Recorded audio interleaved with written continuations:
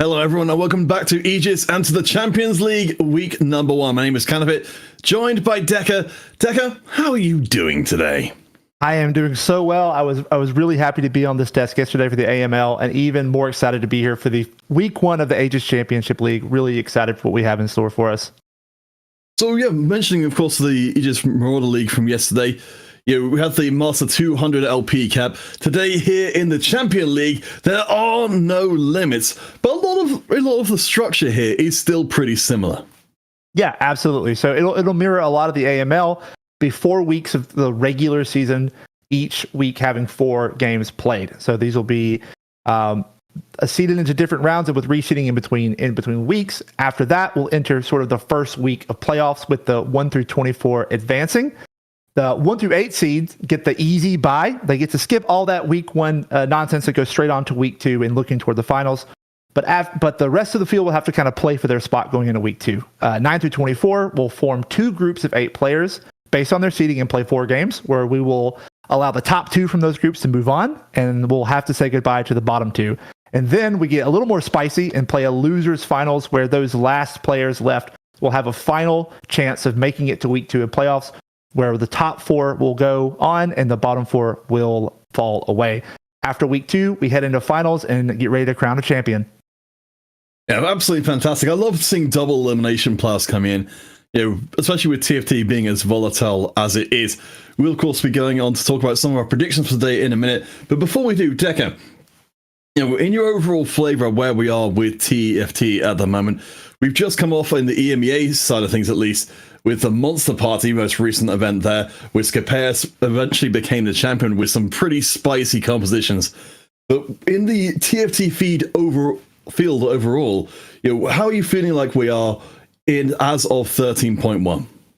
It's interesting because we definitely had a sort of re-roll level 7 spiking meta in the previous patch, and now we're definitely moving into more of a fast 8, playing for those 4-cost, 5-cost carries, with a little bit of spice thrown in there.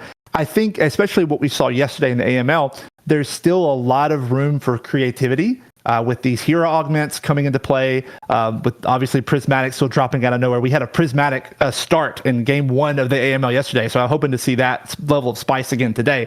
But it's starting to kind of get solved, but we're still seeing a lot of creativity. And when players of this caliber, I think you'll see some wacky stuff coming into these games. So I'm pumped. Now, we know certainly that the big shadow of Set and the Aces carries over everything, but certainly players like Scapeus and others have said, they're not going to just go for whatever's the most powerful thing on paper right now, but try and find other ways through so they don't have to contest and just flip a coin on what's going to happen. So I know our producer was very excited to get on to the predictions for our first lobby. So why don't we pop back there again if we can to talk a little bit about who we've got on the map for today. So of course, as mentioned before, our first lobby 1 will consist of 2 games played by the same amount of players, or the same players through both games. But we've got our predictions in here. We see that we've got some pretty good spread across number ones different for Lawrence staff casters and community picks. Yeah, and what I'm looking at is that the community above everyone else really believes in Renegade. They seem like a fan favorite, have been around the scene, especially in Aegis, for a while. So the community is definitely expecting some big things from them. And then Lawrence always the Nostradamus, competing for that future Sight 3 that we talked about, is putting Chandler at the top there, thinking that he's going to upset the rest of the field, which we have a very strong field today, and bring it home. Yeah, Davidowski coming second in the Set 7 Invitational, just behind Scapeus, of course, who is one of the favorites playing here today. Notable as well for any of you Scapeus fans who are looking out to see him play, we'll be playing in our second lobby, so that's games 3 and 4 of today. So do not worry, you'll get a chance to see Scapeus in the flesh. We're heading out quickly into the game, but we mentioned already, we've got Chandler, we've got Renegade in there. Of course, we've also got the other players coming in, Ramon Blitz, our caster pick, and Sevek playing for Mad Kings Esports. So we've got a pretty good lobby 1 to get us started with. Yeah, absolutely. And Sebek right now sitting at over 1,000 LP in Challenger. So obviously, kind of the big dog as far as numbers go with that LP gains, but still a lot of very, very strong players here. I'm excited to see. I'm always excited to see the sort of underdogs kind of rise up and see which person, because it's TFT, right? There's always going to be something that happens where someone's going to upset the competition, regardless of how much LP or how many sets they've been Challenger or rank 1 or any of that mess. Somebody's going to rise up to the top that you don't expect, and I am excited to figure out who that is today. Yeah, I mean, this is the wonderful thing about being in this situation like this. We've got a fresh new season ahead of us. At least, this is going to be the first week for the Champion League. There's so many games ahead. And we mentioned the playoffs, the double elimination there. It's going to test our players in ways you just don't get tested when you're playing on the ladder. Yeah, I mean, absolutely. And the thing I love most about this format is that it's as weird as it might be to say, it's a lot of TFT. Right, it's a lot. You play a lot, and TFT having an element of RNG. I've always told people that the game is based around RNG. The skill expression is controlling what you can control and optimizing what you can optimize. And in these extended formats, when you're having a lot of chances to show off your skills, when you're having a lot of chances to bounce back, turning those 8th place in the first place, I love seeing that, because you'll see the sort of the cream of the crop kind of rise up to the top, and really, once we get to the end and we're crowning the champion, it's going to really feel like that was the best player from the field. And of course, we've always got to consider, both this kind of tournament experience for meaningful players. Honestly, I think it's a wonderful thing that Aegis is around and the format is, so the players can get these chances to play here. The prize pool, of course, in the Champions League itself, over $1,000 for them to play for, so plenty of motivation to put that work in, to have these kind of dangerous situations that can end in. And let's get on to the convergence to start us off here today, and we shall find out just how dangerous Game 1 can be. Yep, we're jumping right on board with Dawadowski, doing a little bit of settings optimization here. So we're getting a little bit of obstruction. Gotta get that mouse speed just right for the opening carousel. Starting with a rod start, opening carousel has been interesting. We saw this yesterday. Last patch it would have been 5 people sort of spam clicking for the one bow that was sitting on the carousel. But now you're seeing a lot more variety. People are opting into a much more defensive style of play. The defenders, the mechs are all very powerful units, even in the early game. So getting those early defensive items or those early AP items that flex so well into Misfortune, that flex well into Viego, that can be played in Recon, gives you a lot more versatility. So bows, you had your chance, but now I'm glad we're seeing something else. Yeah, absolutely. I mean, we're in it, as you mentioned, with the defensive items. I think the set,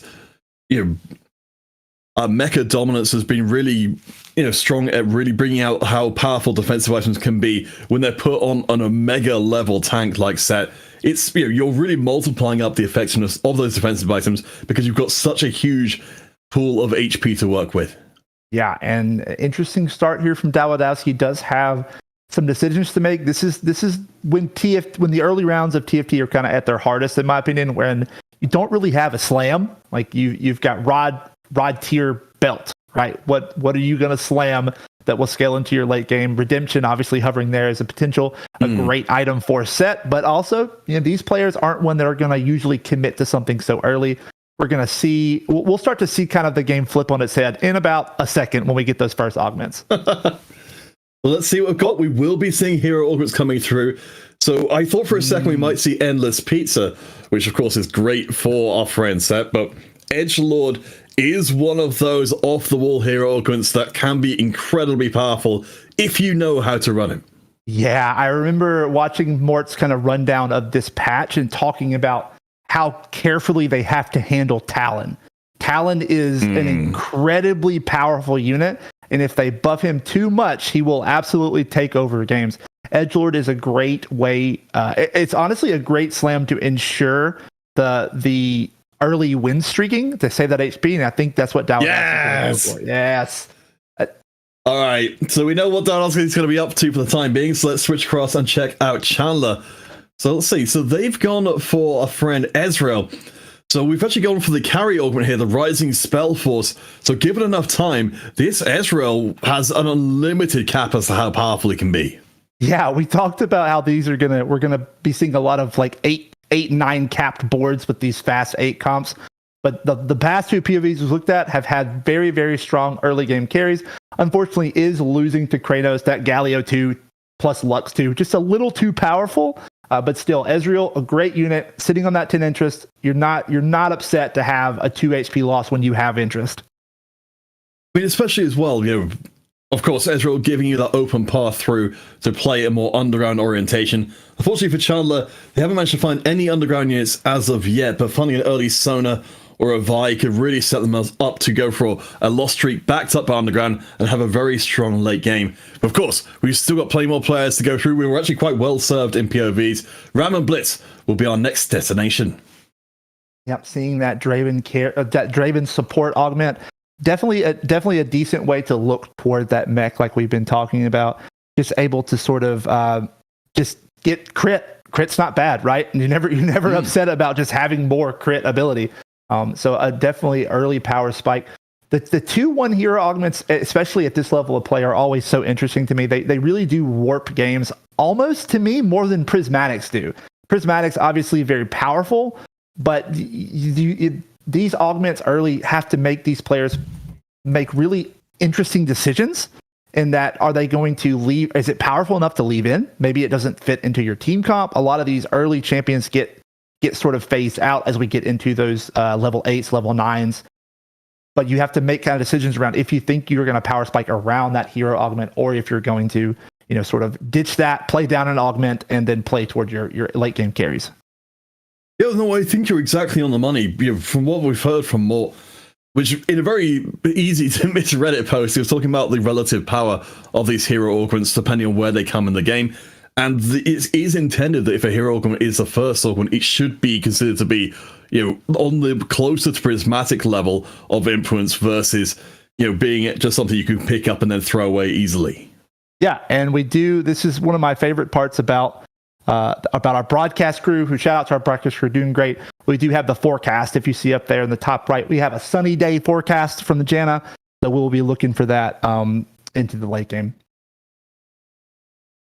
So a small note about what Knickknack's up to here. We've got the Soul Eater variation of Nasus. So the entire team getting a tiny version of Thrill of the Hunt, 300 health on kill.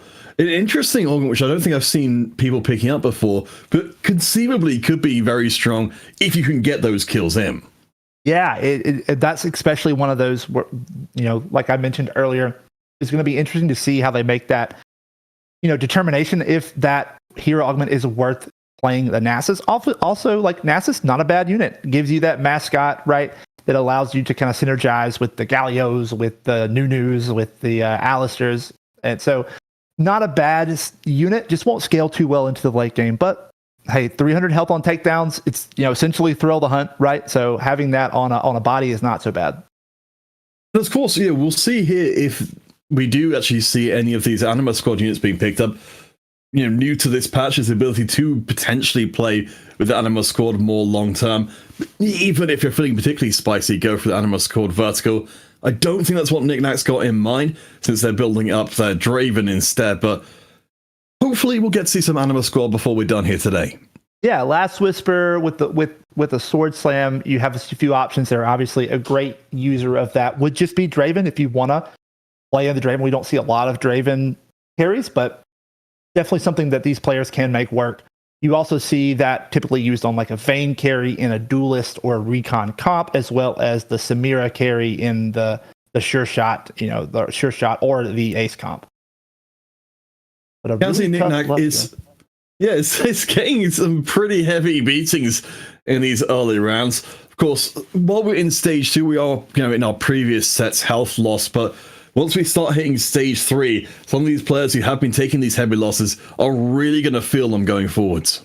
Yeah, speaking of heavy losses, Dawoudowski sitting on 70 HP going into the last round of stage 2. Really praying. We'll see an interesting day if we see Dawoudowski play against Sebek. Both of them, I'm sure, are very much wanting to lose this round. So we're going to have to see if they're going to want to kind of just open this and guarantee it. Looks like it might be what Dawoudowski's considering. Yep. We're probably going to take the power down of his board just a little bit to try and ensure that they get that full law streak going into the neutral round. So interesting to note here as well is, of course, we've got the Edgelord Talon augment in here, but we don't have very much Talon at all. We are missing a pretty crucial aspect of playing Talon counterfeit, and it's like you pointed out, not having a Talon. You hate to see that. It's definitely a rough start to not be able to pair your hero augment with the units that you have on your board. But Dawoudowski is obviously a very good player and has made a determination that that's just not the path that he's ready to take. I do like as well, if you're in that kind of situation, then maybe you don't want to, ultimately you don't want to go into this line of play. Rather than trying to, either hard reroll or reroll the augments themselves and just potentially ending up with 3 more that you don't want. Just say, you know what? I'm going to make the best of this game. I mean, we know that Laser Core, of course, newly buffed as of this patch, is a pretty solid composition that doesn't necessarily need to have a hero augment to back it up. Yes, exactly. And the upside to what Dawoudowski is doing here is that because it is an early augment, and most of these are all these are going to be level 1 champions or tier 1 champions, there's not going to be a lot of power missed in that. Like I said, in this meta, it is very late game focused. So a lot of these players will probably not be playing their hero augment. Dawoudowski's just not playing it a little faster. Yeah, you could argue Dawoudowski just getting ahead of the field, but one player who is doing very, very well at keeping themselves up and healthy, Kranos, who has got the Energize Wukong augment, which means that effectively going to be getting mana Zene for the entire team, recharging not quite as much mana as they would in the previous patch, but still a good amount of mana at least the first time they cast, and then you can get in a second cast very quickly. Yeah, it's a very, very powerful augment. It scales very well into that misfortune comp. And speaking of that, their board, Kranos' board is just wild. Galio 2 nerfed in this patch, but still one of the best frontliners in the early game with that Sunfire, which is one of the best frontline early game items, as well as the Ionic Spark. But looks like they might actually be going down to Renegades if Galio can potentially hold on. The re-energize is down, but no, that early Soraka on the side of Renegades with that Gadgeting Shojin, it's a little too much. And losing to a 4 cost on stage 3-1, you kind of expect that, I guess. Oh boy, we've got some tasty options here though. Spellslinger Cress. We know the Spellslingers have been taken down a notch for a few different avenues in this patch, but traditionally combined with Energize, it's an incredibly strong composition. Yeah, absolutely. So you could be looking for that Talia play. Where my brain is, and this is the reason why I'm talking about this game and not playing in this league, is that I see Axiom Arc plus Energize, and I think that sounds like so much fun. So I'm gonna slam Axiom Arc and then play toward the misfortune. But Kranos showing why he's the one in the game, and I'm not, electing for the Spellslinger. So we see a few options they could go here. You know, obviously they could play a little bit of the Spellslinger toward misfortune, or they could just fully commit into the Talia, which would probably be a less contested comp than like a misfortune would be, and should allow you to get your units a little bit easier. I mean, I'm always a huge fan of any kind of heart or crest that allows you to play a composition kind of and cheat your way to the higher edges. Spellslinger in particular, along with Sure Shot, one of those kind of comps, because you've got a legendary unit that's normally in there as the trait capital that lets you hit Spellslinger 6. In this case, we can cheat our way up there much faster for Kranos and get a very strong comp a lot sooner in the game. Yeah, absolutely. And fighting against that prep board with the Ezreal 2 Underground, not quite strong enough to take that down, but Kranos is definitely has a good HP, has a good econ setup. So they're going to be looking into the late game just fine as we switch over to Ram and Blitz. All right, so what have we got going on here? We know that we've got the blades from the Draven, so extra crit chance across the team, and we've got a pretty solid Senna setup as well. Of course, we talked about some of the slightly more off-the-wall comps going on at the moment. Senna can potentially be very, very powerful in her own reroll, but also functions extremely well as an item holder. Yeah, absolutely. Great. If you're going to play sure shots, you can. Senna is a great way to kind of hold your items and still do damage. Paired especially with that laser cord, which we talked about earlier, is a very solid way to get through the early and into the mid game. And they've done it perfectly. They're at a very 100 HP, doing great, feeling good, but might be taking their first loss here to Knick-Knack. Yeah, no, Knick-Knack's doing exactly the same thing. They're using the center as the item carrier. But we do see a little bit about what Knick-Knack is threatening. Now they've got the Sunfire board active as well. Now they've got the Soul... Well, since they've had the Soul Eater since the start of the game, when they're getting kills, Knick-Knack's going to be winning rounds extremely hard. Yeah, absolutely. That board is going to... But, Knick-Knack did kind of buy that win. You did see with a much lower econ than Raymond Blitz did there. But we will, but starting to win streak now is never a bad thing. Going into stage 4, when damage really starts to ramp up, getting your board stabilized is really, really important now. And these guys are going to be starting to look to do that now. So let's take the temperature coming into the back half of stage 3. Davidowski is sub 30 HP, so in a very perilous situation for this early in the game. On the other side, Renegade, the only player on a win streak and at the top of the score table as well. 2 players on very divergent paths. Yeah, we do. With that low carousel priority, though, we do see, we'll most likely see some item spikes coming in, maybe even a unit spike, as Talon does return to Davidowski's board to enable that hero augment. And yeah, the JG plus the Hodge, great items that scale into Viego. So we'll see if Davidowski's able to find some stabilization. Is still level 5, so might just be looking for the Talon reroll. We're rerolling on 5 here. I think his determination is that if he doesn't hit these units, hit these spikes pretty soon, he's going to just go out in a fast 8th. I do like the Battle Mage and the Renegades and Oxfords here. This gives a lot of time for Talon to do what he needs to do.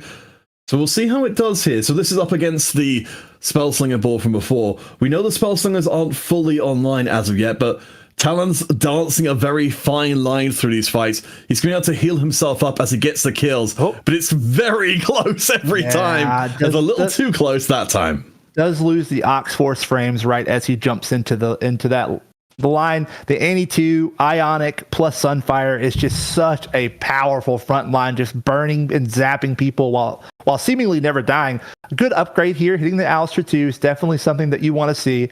But if you're Dawidoski, you're probably sweating just a little bit in this game one. Oh, absolutely. Yeah, we can understand why Dawidoski didn't decide to go for the Edgelord approach early on, because they just weren't finding talents. And now here at level 5, you do have to wonder how much further Dawidoski can afford to take this before committing every single gold piece into just trying to stay alive. Yeah, and sitting on 40 interest, not even close to level 6. Most of the field is level 6 and some level 7. 4-1 being a pretty standard level 7 curve.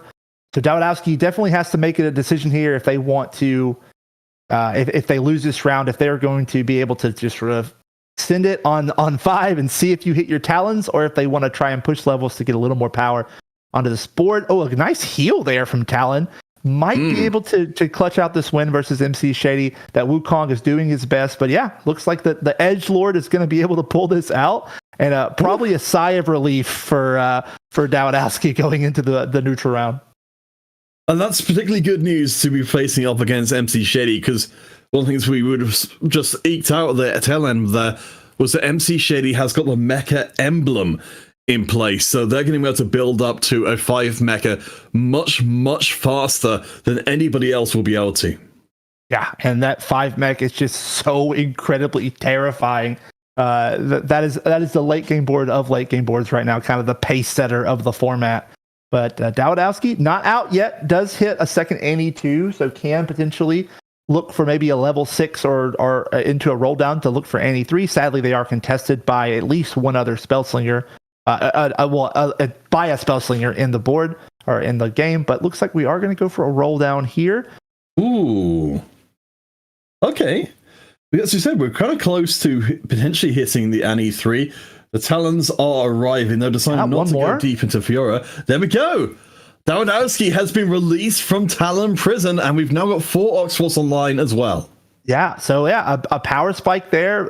As we talked about earlier, a Talon with those are honestly pretty close to best in slot Talon items. I mean, the AP damage to make sure that he is doing as much damage on his spell as possible, along with the crit, along with the healing from Gunblade.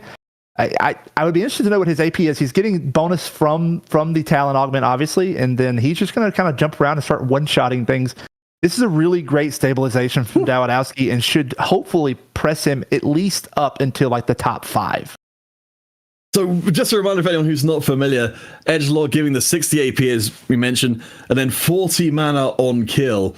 We start to get back a little bit of a flavor of what Talon was like in previous sets with this mostly optimal setup. Yeah, that paired with the Battle Mage and a Prismatic. Ooh. I will say, Counterfeit, something you're not really excited about when you're playing a 1-cost reroll is hitting a Prismatic 4/2.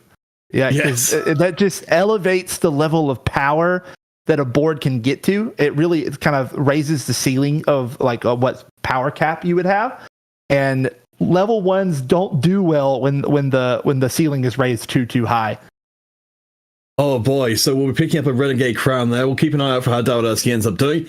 As we switch across to check out the rest of the lobby, we've got the Star Guardian Crown coming in. So it does seem like Kranos has committed through. This will be a Talia comp of some kind. Yeah, absolutely. So their setup for this comp is great, but where are the items, Counterfeit? You know, like where are the AP items? We have great frontline items, and like we've talked about, frontline is sort of the king of this patch. Frontline is extremely important and extremely undervalued in a lot of times. But eventually, you will need to do some damage. And Talia, hopefully, you can get some good rolls on this 4/5 carousel and into the ASOL PvE round. But you're kind of just praying that you get something looking like AP items coming up, or you're kind of in a bad spot. This is Chandler, I believe we're seeing here on the other side of the equation with the Rising Spell Force Ezreal, fully equipped with preparation stacks and 3 itemized. I believe as well that was an underground heart in place as well. So we're expecting Chandler to be able to come out with a really powerful endgame board as well. My favorite thing about these events is when players just make you look silly. And I've talked for the whole stream now about how we're in a fast 8 meta and reroll's not really a thing, but you see a 3-star Ezreal, a 3-star Vi, a 3-star Talon, all this stuff. Obviously, the presence of 2/1 hero augments makes that, switch up a little bit, but a very, very strong underground 5 here for Chandler. I wonder what cash out they are on, or if they have taken a cash out now, but I'm sure we'll get an idea here in a moment. Yeah, I mean, I was really impressed, early on in the set with people talking about the whole idea of just taking the cash outs immediately and using that money to keep you afloat. Certainly from Chandler's side, it's going to be pretty tempting to keep those cash outs flowing because Chandler doesn't have a lot of money to work with, even if their board right now is pretty spectacular. Yeah, and especially with that underground 5, even on wins, you cash out, you build up those underground stacks so quickly.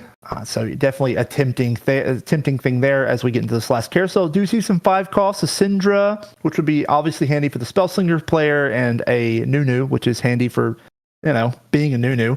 But we'll see if people could put together their last few carry items before we get into the big boy damage rounds of stage 5. So worth noting as we kind of take stock again of where we are, Davidowski has gone from being the player fastest plummeting out of the game to being on a win streak instead. Sebek is just above them on 21. Krenos is still up at the top of the table, managing to keep themselves in the 70s. But we're seeing a fairly big separation between our top 3 and the rest of the lobby. Yeah, I'm definitely excited to see how Davidowski go, how their next few rounds go. As these boards start to cap out, you're seeing Zeds come in, you're seeing Sets come in. I'm sure you'll see Samira's come in. I'm sure you'll see some Misfortunes, some Talia's come in pretty soon.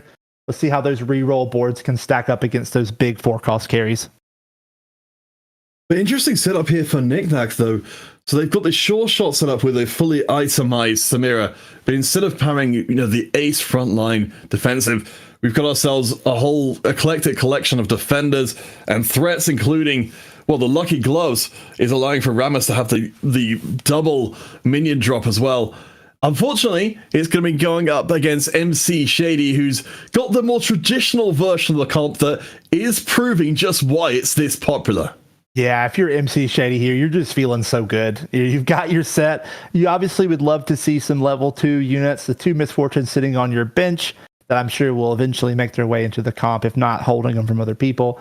I know you would like to sort of get some pairs and make some level 2s, but still, you're feeling pretty good about the strength of your board right now.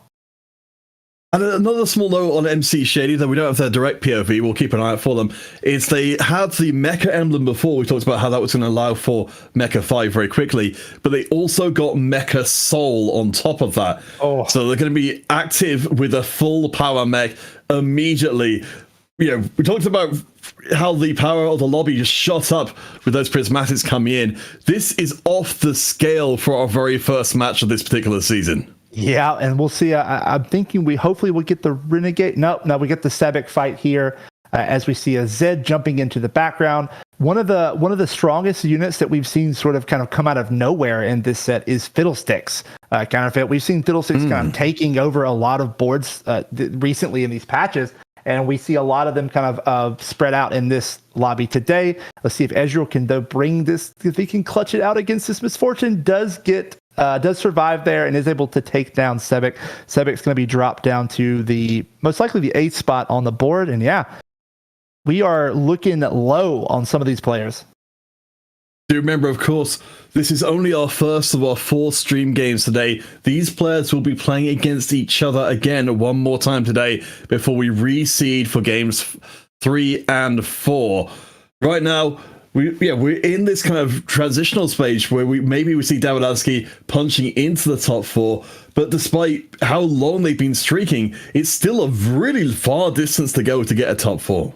Yeah, very large gap. We're looking at Kranos at the top, sitting at 64 HP on 4-7, an absolute monster. Davidowski definitely does have some room to climb. We'll see if they can make it happen. Chandler, on the other hand, using obviously these are very good players, very smartly using this PvE round to get some prep stacks onto his Ezreal in particular, and able to get him just a little bit stronger going into the stage 5. Because pretty much you're looking at 1.5 lives here at 17 HP in stage 5. So we'll see if Ezreal can get it done. I mean, this is the very dangerous thing, isn't it? When you've got these underground 5s, It's no good building up those stacks if you are going to still get taken to pieces. Check in with Knick-Knack. They will get a huge upgrade on the Samira just in time. They've got a loss streak right now. Maybe they can turn it against Chandler. They can't both thrive towards the bottom of the table. Yeah, and Chandler is going to be so sad seeing that notification come in on the side just as the round's about to start.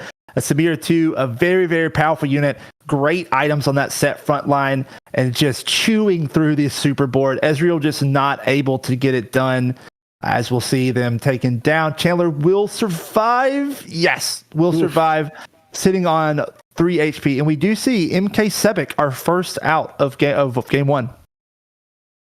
Gosh, that has got to hurt. As you said, we've got players who are playing all the way to the edge of the line here. So it's it's a real crapshoot as to who ends up being taken out early on. Of course, this is only the first game of the 4 games today of a 4-week-long main season, so there's still time for anybody to recover, but you really want to start off the season strongly. Yeah, and I love the change there from Knick-Knack. Noticing that Rammus wanted to get a little more power on his board, opting for the Urgot to maybe have a little bit of generation, either gold or items to kind of send them into the keep them into the top 4 here. Urgot, a very, very powerful item, especially with those lucky gloves. Sadly, we did roll all AD. He will do a lot of damage, but he probably won't farm a lot of items. We'll see. The Fiddlesticks, of course, will provide a lot of extra space. I think that's the problem here, though. We've got the set. Oh, I will eat those words. Of course, the solution to one set is always going to be another set. Absolutely. And that Samira, that ace, just giving that execution giving that execution on top of the set just allows them to kind of squeak that out. So great win there for Knick-Knack. I think you're feeling real good about your chances to definitely end in the top 4 here. We've got 2 out now, Chandler and the Sebek, from, as we noted and saw from before. We're starting to see those boards get even stronger though. Knick-Knack rolling out level 8. And in one of the more comfortable positions, Dabrowski is still unbeaten after a long string of runs. Of course, we've got the Renegade building up to be this incredibly strong board. We noted before, we're building towards that 6th Renegade, and that is online. Yeah, absolutely. So this Talon and this Viego looking to just carry Dabrowski from the pits of a fast 8th. You love to see that. A great positioning on this Talon. Should be able to build up his stacks pretty safely on this Nasus and then hop over to that Aphelios and Samira. But will he be able to chew through this set?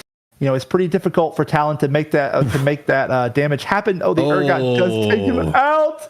This is not looking good, Counterfeit.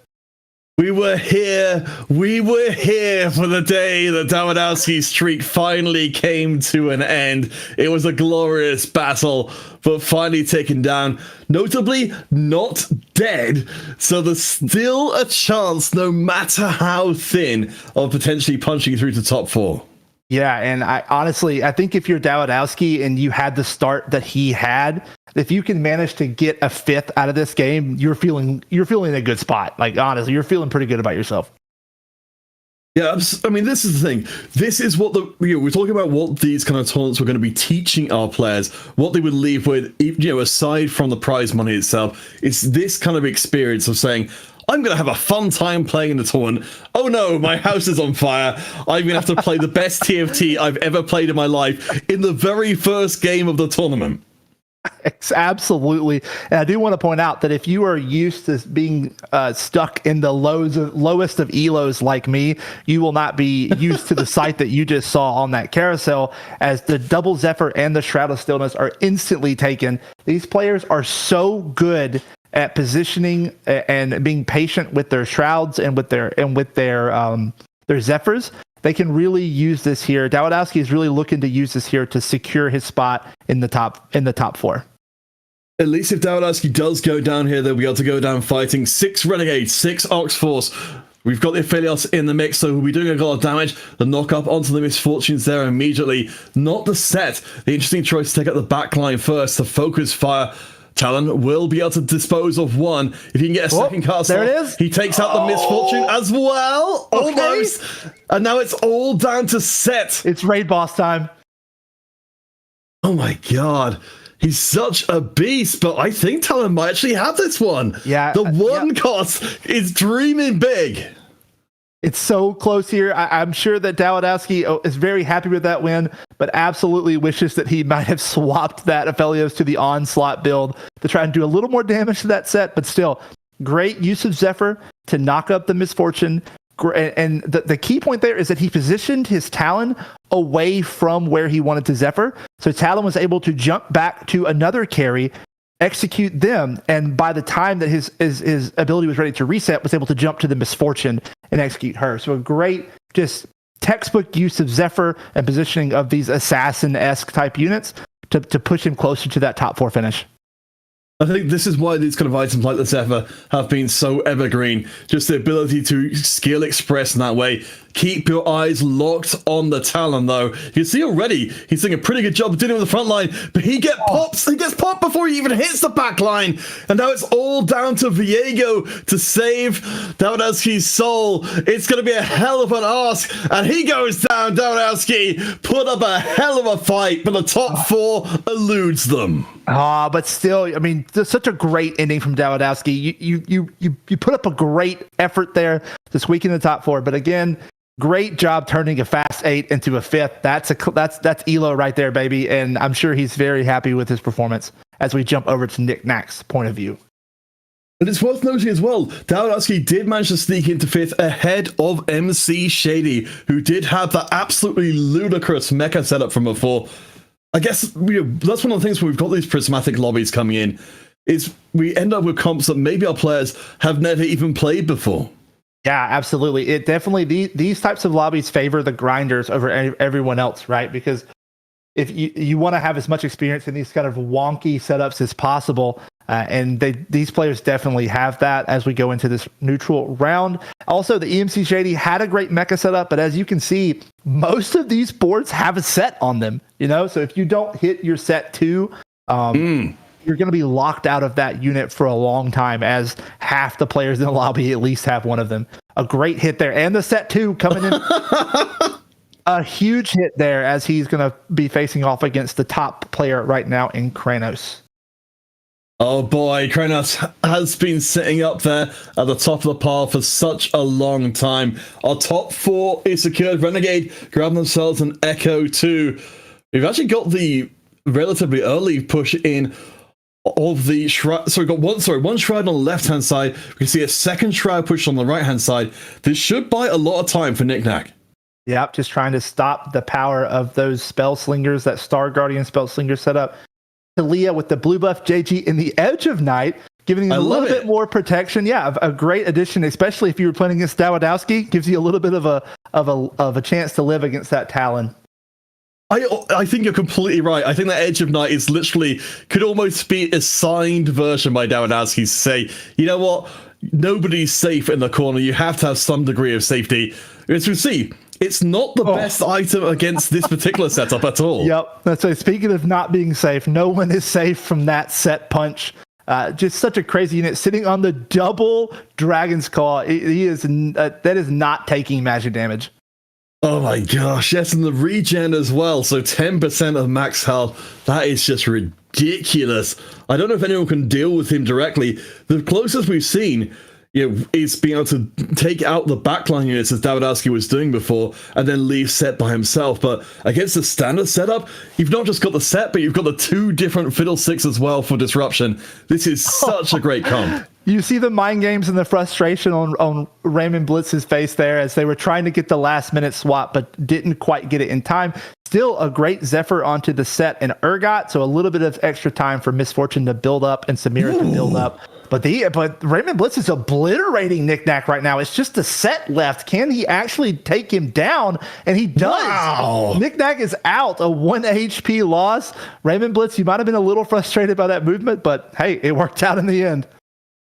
Oh my gosh, what a game this has been. Kranos doesn't get taken out, so the beneficiary of having had all those extra HP from early on. The Renegade sitting at the top of the heap. Kranos down to minimum. We've got 1 life pretty much left for everybody. Yeah, absolutely. And that 4 aces, such a good adaptation for this very defensive heavy meta. Just able to say, you know what, if I can just get you to that 30% HP benchmark, we can take care of that problem right now. But we'll see if it's able to do work against this Spellslinger board. Kranos absolutely doing a lot of damage, a lot of burst damage. Items not as perfect as they would like them to be, but if he's able to get an early pop onto that Samira, it will go a long way into making his board pull out a win here. One thing I really do like about the A setup is, because you've got the two carries, the Misfortune and the Samira, Talir will be shooting directly onto the Samira to try and take her out early on, but the Misfortune remains alive and gets the job done anyway. Yeah, and Kranos honestly just had no chance of damaging a double D-Claw set, right? You're not going to be able to do any damage to this unit. So a good try there, but will eventually fall. And it looks like do we have a double elimination maybe? We do. Yep, that's it. That's the game. No, it's not. It's I'm crazy. I'm crazy. You see, the Renegade derives, of course, their strength from the Ox-Force trait, so they also use that on themselves as well. If you play enough Ox-Force, it actually translates to your account. You know what? I think we should petition Riot to make that change right now. If you play Max Renegade, you should get a 1 HP, like double up type last stand. I think that's a good way to make last stand a relevant augment. Just give it to you for free. Well, anyway, we do have our final fight coming up here between Renegade and Raymond Blitz. The power of set versus the power of heart. This is that heart comp that we unfortunately don't have the POV for, I don't believe, but is a very powerful heart. That Zoe blue buff with the heart is able to stack AP so incredibly fast, able to empower units like this Fiddlesticks and like this Nunu. Yeah, I love this comp from Renegade. It's such a fascinating one, particularly with the Fiddlesticks being put at the back as he is there, so he gets a chance to charge up to full power, and he's also fully itemized as well. It's still not quite good enough, but I love the idea. A little dance there. Gets the win and the dance. This is a player who deserves to be at the very top of our first on-stream lobby. Absolutely, and you can see why Raymond Blitz is at the top of the casters' predictions there. And for this first series, great personality coming in there. There was really, I love that heart comp. I love the stacking AP from the Zoe. But when you see, again, I've said it 4 times already, but that double Dragon Claw set, he doesn't care how much magic damage you ramp. He's not gonna take any damage. And that'll be something which we'll be looking out for, particularly in games 3 and 4 tonight. You know, because from Scopeus' side of things, he has said that he doesn't want to engage in the shenanigans with Set. Everybody else in the competition, though, feel, seemingly more than willing to say, you know what, I'm willing to be a DGen. I will absolutely just play whatever the most broken thing is. Yeah, I mean, when there's this amount of money on the line, Counterfeit, I don't blame them personally. I would kind of play whatever's strong myself. But a great game win, and I'm really, really excited for the next one. Yeah, of course, Dowdadsky, again, a shout out for winning our hearts in the last game with an incredible comeback. But guys, we will be headed to break. We are only done with our first game of the evening. We've got one more to come with this particular lobby setup. Then we'll be mixing things up for games 3 and 4 and bringing in some new caster friends as well. So stick around and we shall return as soon as we possibly can.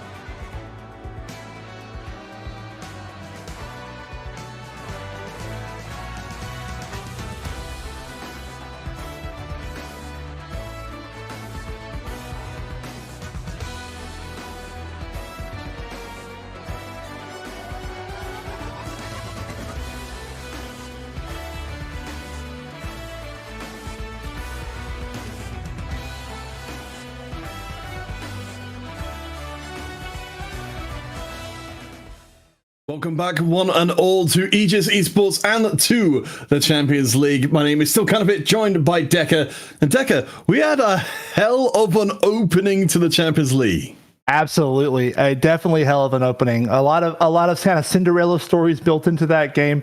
Dawadowski coming from the pits of eighth. Ramen Blitz like going crazy on their stream. It was a really fun game to watch. Lots of sets were used. Lots of charge punches were thrown. And a misfortune set comp does end up breaking it in the end.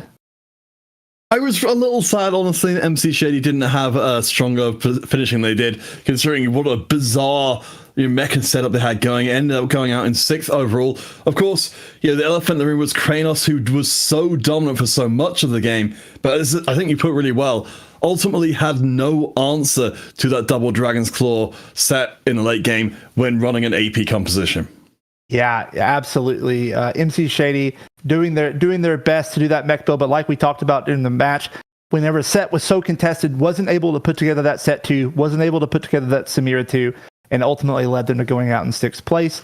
And yeah, the Spellslinger opening was crazy. It was really fun to watch, but I think we all could have guessed that there's really not a good way for Talia without like basically perfect items to do any damage to a set.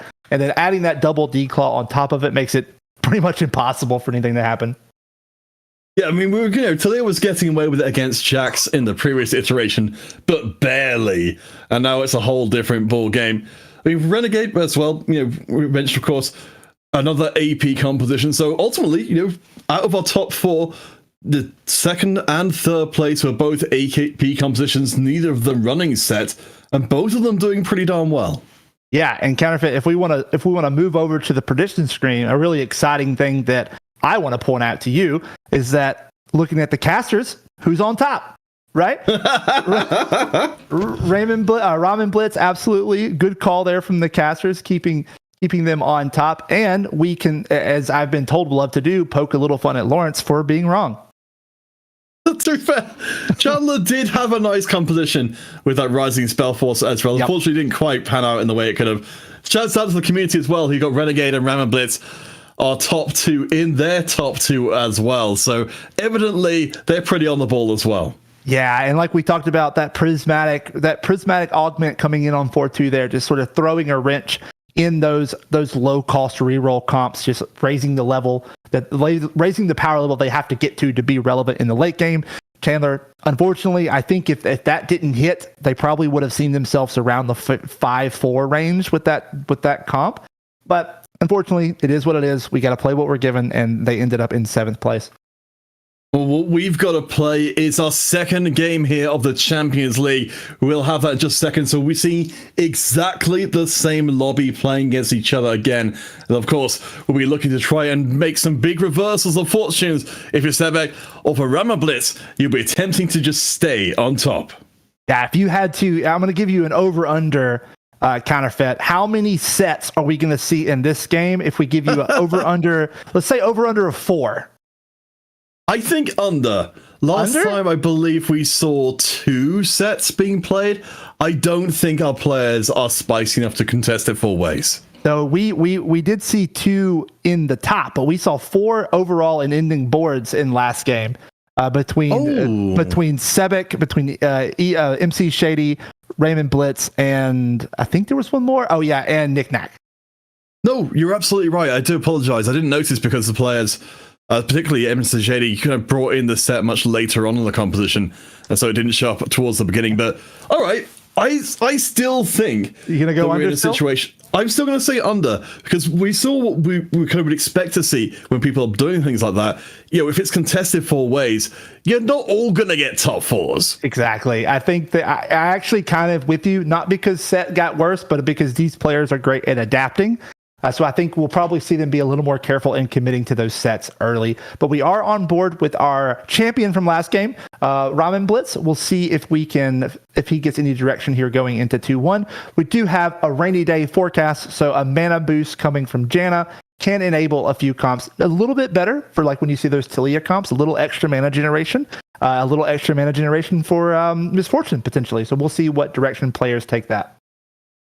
Now, something we're looking out for Ramen Blitz here, of course, would be to see if we can get some of the anima in again, which, of course, It's a ton of fun, though. Didn't manage to make the massive impact we would have hoped in the previous game.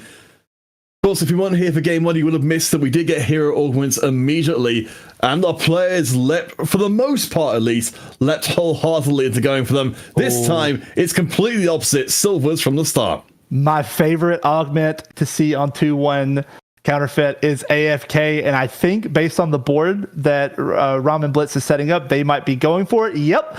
And right now, you see Ramen Blitz kicking back, settling in for the next 3 rounds. He couldn't be more relaxed. Honestly, I could watch this guy stream all day. This is fantastic. So good on Ramen Blitz for just settling in there. Maybe go stretch your legs, go grab a snack, go to the bathroom. I think he's genuinely gone to sleep. He could even make his bed if he wanted to back there. It was a great time to do that, you know. Hey, don't go too far here. Let's not get carried away. Let's go look at someone who's at least managed to remain upright between this round and the last. Chandler is here with an interesting battle mage setup with the casters protected by a nice front line. This should be a pretty strong early board. Yeah, absolutely. With the early 3 costs in the Zoe, a very powerful unit. Is less interested in his board than maybe others. So yeah, they're looking to start the game very, very strong. Battle Mage, a great early augment, does scale pretty well with some of the late game boards like Duelist, like Viego. So we could see them use that, but also it's silver. These players will probably just kind of toss them aside and play what they're given. Also, if you, like us, find yourselves entertained by our streamers here today, do bear in mind that we are only able to get these streams because the streamers are providing them. So if you want to go check them out on their own Twitch channels, once we're done here today, you could absolutely do so and follow them in future competitions to come. For the time being, though, we have got Ramblitz and Knickknack, who've taken the biggest L's in the early game. So we scoot around and check out some of those augments. I think the AFK is honestly going to end up probably going to be the spiciest of the augments chosen. Yeah, I think so too. Everything else pretty standard. Some Knife's Edge. We see a little bit of healing going around. Some Battle Mage. Not a lot of spice happening. So, of course, we've got Kranos, who did manage to bring us through a very, very early, dominant early game and have a massive time on the top. This time has gone pretty firmly away from AP by picking up the Knife Surge early on. We know this could turn into some pretty good duelist setup if they can find the right units. Yeah, absolutely. Seeing a little bit of damage going there to Ramen Blitz with that AFK. Should be waking up pretty soon, and we'll see what he's left with. Jumping over to Dawadowski with a Brawler Duelist start. This is a comp we didn't see last game, Counterfeit. We saw no Duelists, no Recons last game, which is super interesting. It's such a powerful comp in the meta right now. I think this game we will likely see someone going that way. It's a pretty decent way of chewing through those sets. If you hit your early Last Whispers, if you hit your Giant Slayers, even Static Shiv, a great item to be able to sort of reach the backline while hammering away on that really solid front line of set. I would put my money that we'll see at least one player go for that setup this game. I do wonder if it's going to be Dawadowski, though, because right now we've got purely defensive items. As Ramblitz comes in, taunting Dawadowski by playing 2 sets, of course. I'm sure that's a message being sent there to our set player from game number 1. I mean, Dawadowski, yeah, if they can get the recons together, absolutely, but they're going to need a lot of items to get that Kaiser to full effectiveness. Yeah, and starting off with a 3-win streak is not the way you get good items, or at least offensive items. But like we have talked about, those bows have been going down in priority for a lot of players as we've seen more caster comps kind of form into the top echelon of the meta. So, we could see a bow or 2 squeak by into those last four picks. We'll see what we've got here. We have got a spatula in the mix, and Ramblix, from being AFK to being on the ball, going straight for the spatula. Yeah, spatula is a very, very volatile item. I mean, I don't remember what Ramen Blitz has on their board, but maybe they already have something in mind for it. But an item that can definitely kind of push you into new heights, but it can also be a little dead if you don't hit quite right with it. There's the AFK cash out, and a Talon 2 is gifted to him. Well, of course, it is the mark of a true gentleman to have a Talon on one's board at all times. But Oh it my looks like we're gosh. going to be seeing a de facto extension of the AFK by selling up to get to 50 gold and just riding this one out even further. I love this adaptation for Ramen Blitz. I mean, you're at 50 gold. You're already loss streaking. You want to lose these next 2 rounds anyway to ensure your econ stays as optimal as possible. And setting yourself to 50 here, look, fighting against someone at 10 gold, right? Showing the amount of wealth disparity. Chandler there, thank you for painting your little legend down. Gonna take some damage, but at the end of the day, you're kind of at a win out angle, right? Where you're going to be richer than everyone else in the lobby. You're going to be able to get to your power spikes faster than anyone else in the lobby and claim those powerful units first. As we talked about before, stage 2 is really the stage to be loss streaking at if you're going to be doing it at all. As Dawidoski, we've already noted that Dawidoski's main component in this early game is an incredibly strong front line. They will be looking to put together those carry items, but it will take time to happen. Yeah, and it's something we haven't pointed out yet is that Nick Nack's still holding on to the Christmas spirit there in the background. Little tree action with a little Santa hat. I appreciate it. We're well into January now, but I appreciate we're holding. I love the Christmas season, so hey, I love seeing that back there. Nick Nack's board looking pretty interesting. Definitely not on the stronger end, but has a decent defender plus, Draven start. But, I think it's going to be a little wanting going into this next fight unless he gets one of those basically open forters. I do wonder if maybe we're seeing a Draven reroll angle coming in, but we don't have any real commits as to get that Last Whisper. Should be able to find its homes in a few different AD comps.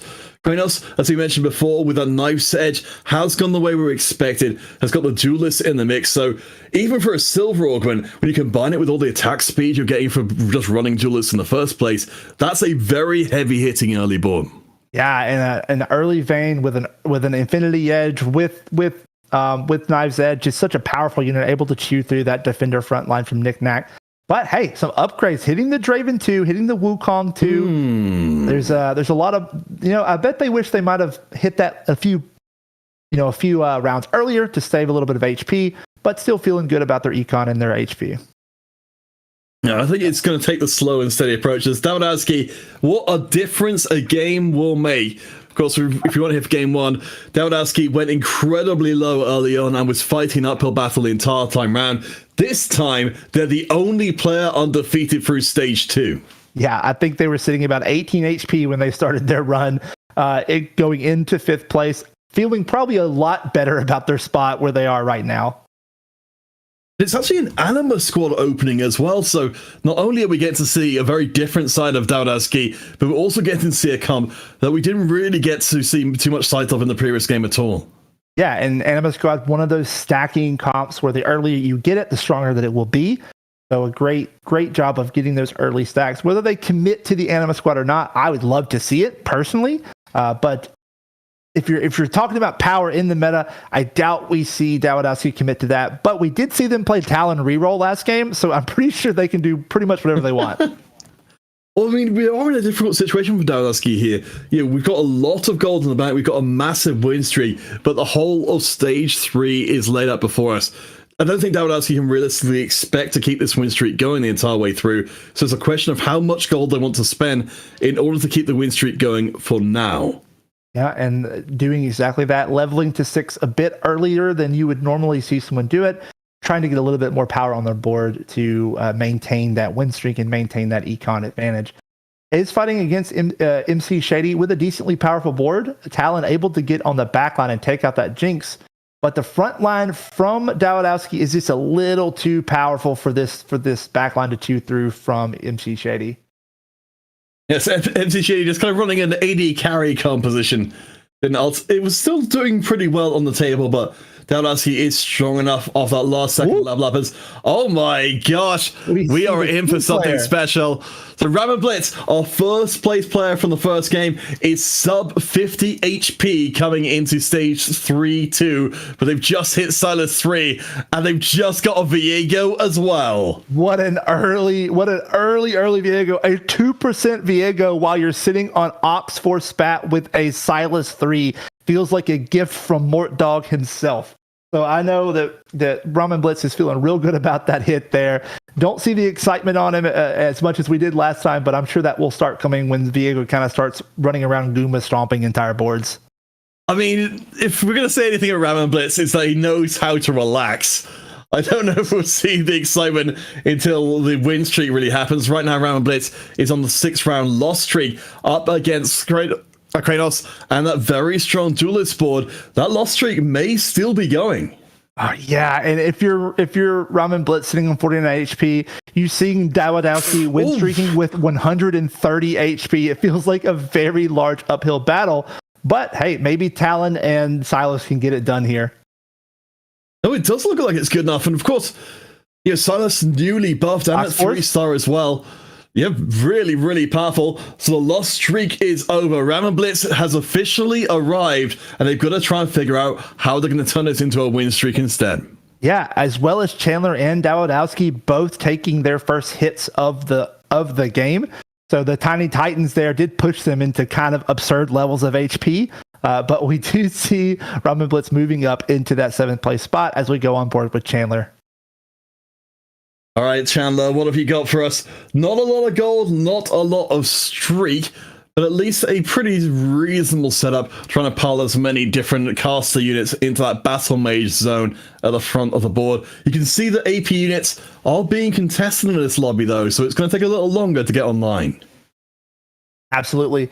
And I'm really curious to see where they're going to go with this battle mage setup, if they're going to kind of commit to a mage opener with they do have the Shojin plus the Morellos, but just this Nyla front line accompanied with the Senna and Ashe on the back line, just too powerful for him to withstand.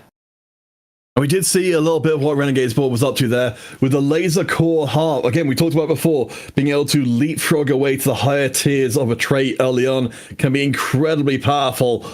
So we expect to see that Silas do it. Newly buff doing very well. Yeah, Silas is almost, but not quite good enough to take Ramen through to another win.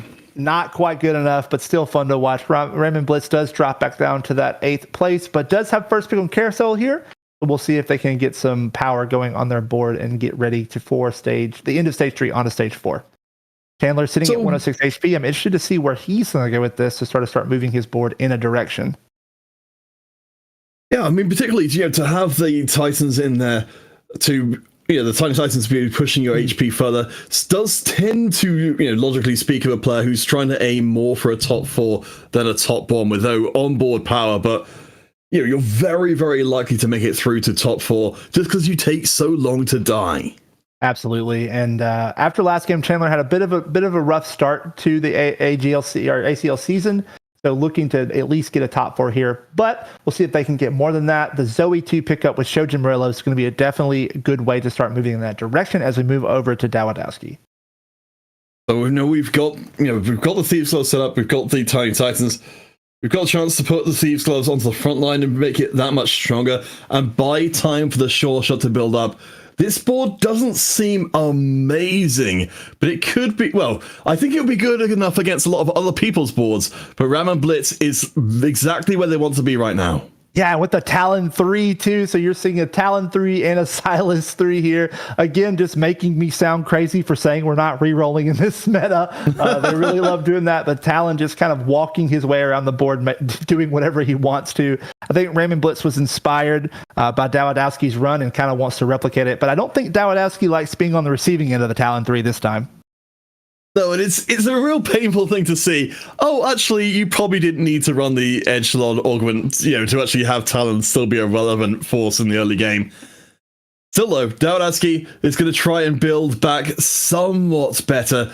I do think that the lack of items on the backline is hurting Dawadowski's potential to put out enough damage to actually put units down quickly.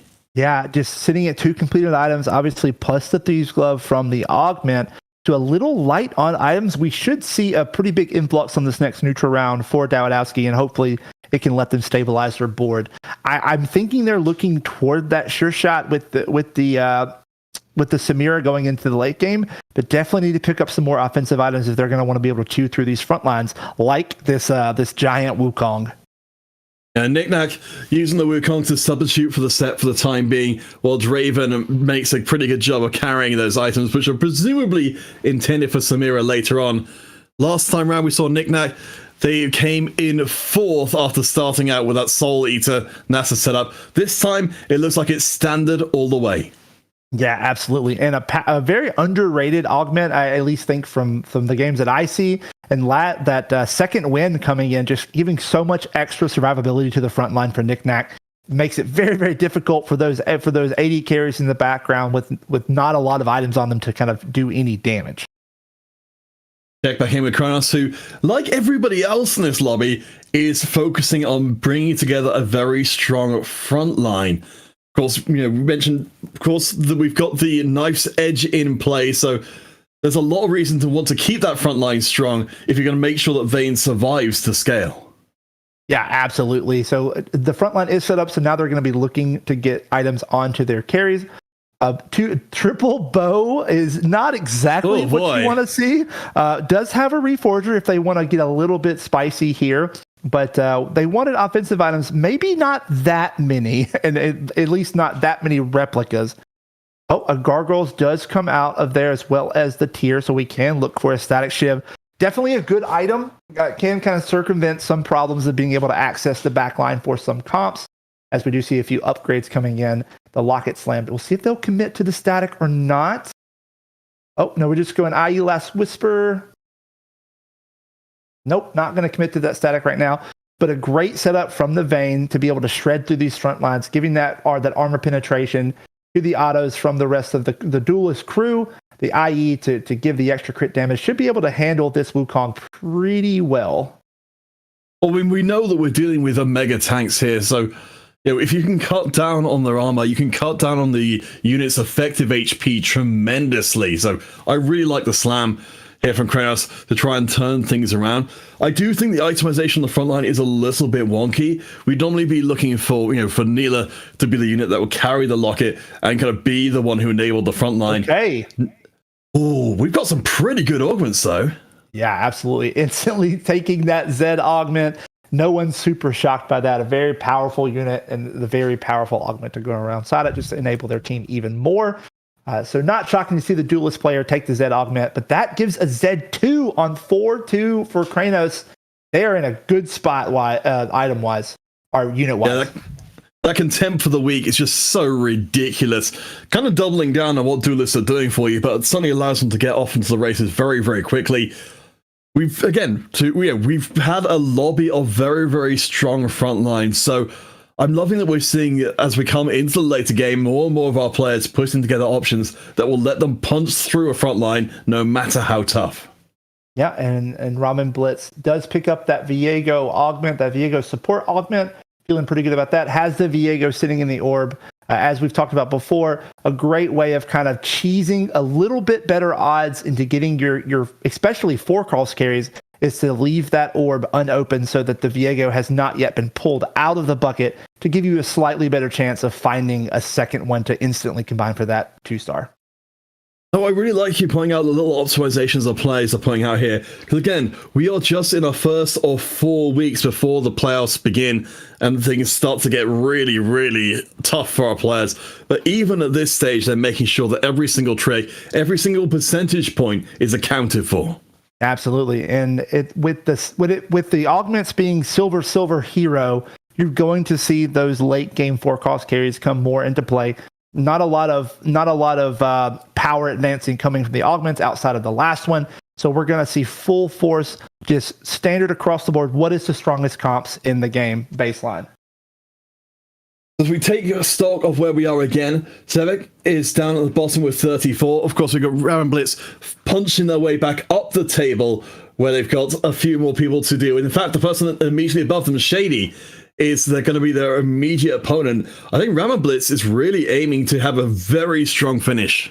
Yeah, and there's that set just absorbing so much damage, but Talon able to access the backline very quickly to take care of the Misfortune threat. And then the Samira and just saving the set for last. Ramen Blitz just kind of feeling himself going into this fight.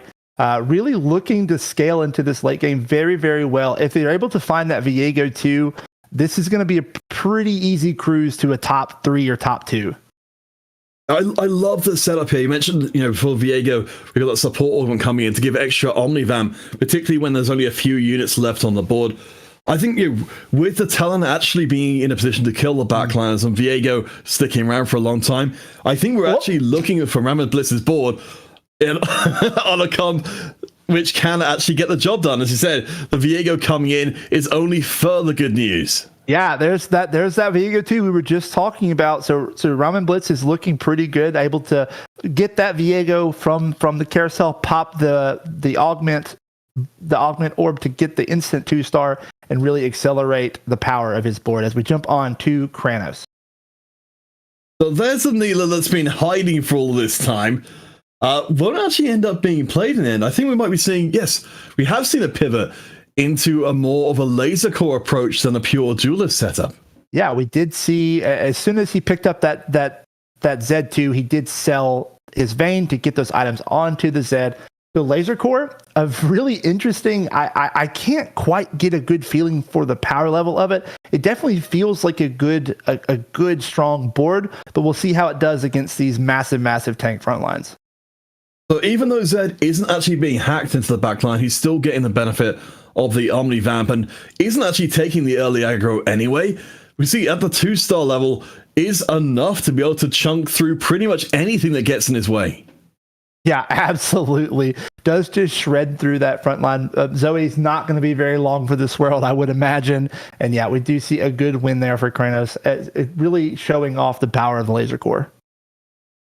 Of course, with Set being the center of our discussion, it sort of behooves us to mention what kind of defensive lineups we're seeing here. So in this case, with Set, we're normally seeing the defender coming in with Wukong and Set together rather than the Aegis. For a lot of our boards, we've got to make sure you've got the right defensive options for the right kind of opponents. Yeah, absolutely. And Knickknack showing off another very powerful setup. The 4 aces, getting that 30% execution threshold on these very powerful units like Samira, like Misfortune, like Mordekaiser. We'll see how he stacks up against Dawadowski's very tanky board. Well, as you mentioned before, the execute is ridiculous when you're dealing with these mega strong units like the Set. The execute at 30%, that's a lot of health and defensive power you're punching through by not having to deal with it. Yeah, and then a great win picked up from Knickknack. We'll start to see who can sort of. I think what we'll start to see in all these kind of set boards is who can roll into their set 2 and who kind of doesn't hit it, and we'll start to see a little discrepancy there. But the field staying pretty tight as we look around. The top 4 or 5 are decently close in HP, as well as the bottom 3 are the bottom. Sebek is a little off the cuff, but outside of that, the 7, 6, 5 all pretty tight as well. So we're probably, as we go into stage 5, we'll start to see the gap kind of widen as people hit units and others just kind of don't. Yeah, we'll keep an eye out for where Sebek ends up falling out from Mad Kings Esports. Did finish out 8th last time round, so really needs to get a strong finish. Of course, in games 3 and 4 this evening, we will be reseeding, so if your favorite player is in a position like Sebek, who hasn't had a good game 1 and 2, they will at least have new opponents to face, hopefully, who will have a better time against. Yep, and there's Knickknack hitting one of the stars of this patch is Fiddlesticks. A very powerful unit that does a lot for your comp, adds some late round burst to kind of take care of these like straggler units, a good amount of CC with the fear. So we do see him trying to decide how he wants to pick up this set at this second set. It's definitely not if, it's definitely just how. We will see him kind of abandoning the Urgot and looking to most likely pick up this set to ensure he's that much closer to the 2-star. So we've got a good amount of defensive options, even if it isn't a set 2 as of yet. The Fiddlesticks will buy a lot of time here against this laser core board. We know laser core does tend to put plink through damage rather than go for a big burst, but the backline gets punished by the Zed, leaving the set all pretty much effectively all on his lonesome. Yeah, and with the absence of like a true assassin comp in set 8 here, the Zed's still able to access the backline with these laser cores and just kind of shred through the damage dealers from Knickknack's board and then just lead the set by himself, taking about 6 units worth of damage. Knick-Knack taking the hit there has really put them down. Ramon Blitz and Kranos are both on win streaks right now, and they're both up at the top of the table. That's real bad news if you're towards the bottom, because you not only have to try and climb the table, but you've got to also survive against these incredibly strong boards. Yeah, and Chandler in back-to-back games really kind of playing these wonky isn't the word I'm looking for, but sort of off-meta boards here. You saw Chandler playing that Ezreal reroll in game one, and now we're seeing a Gadgettine, kind of a soup of traits here, as we're seeing kind of the Zoe accessing the backline with good items, but I'm just not sure that these units are in the spot power-wise to handle these kind of capped-out boards.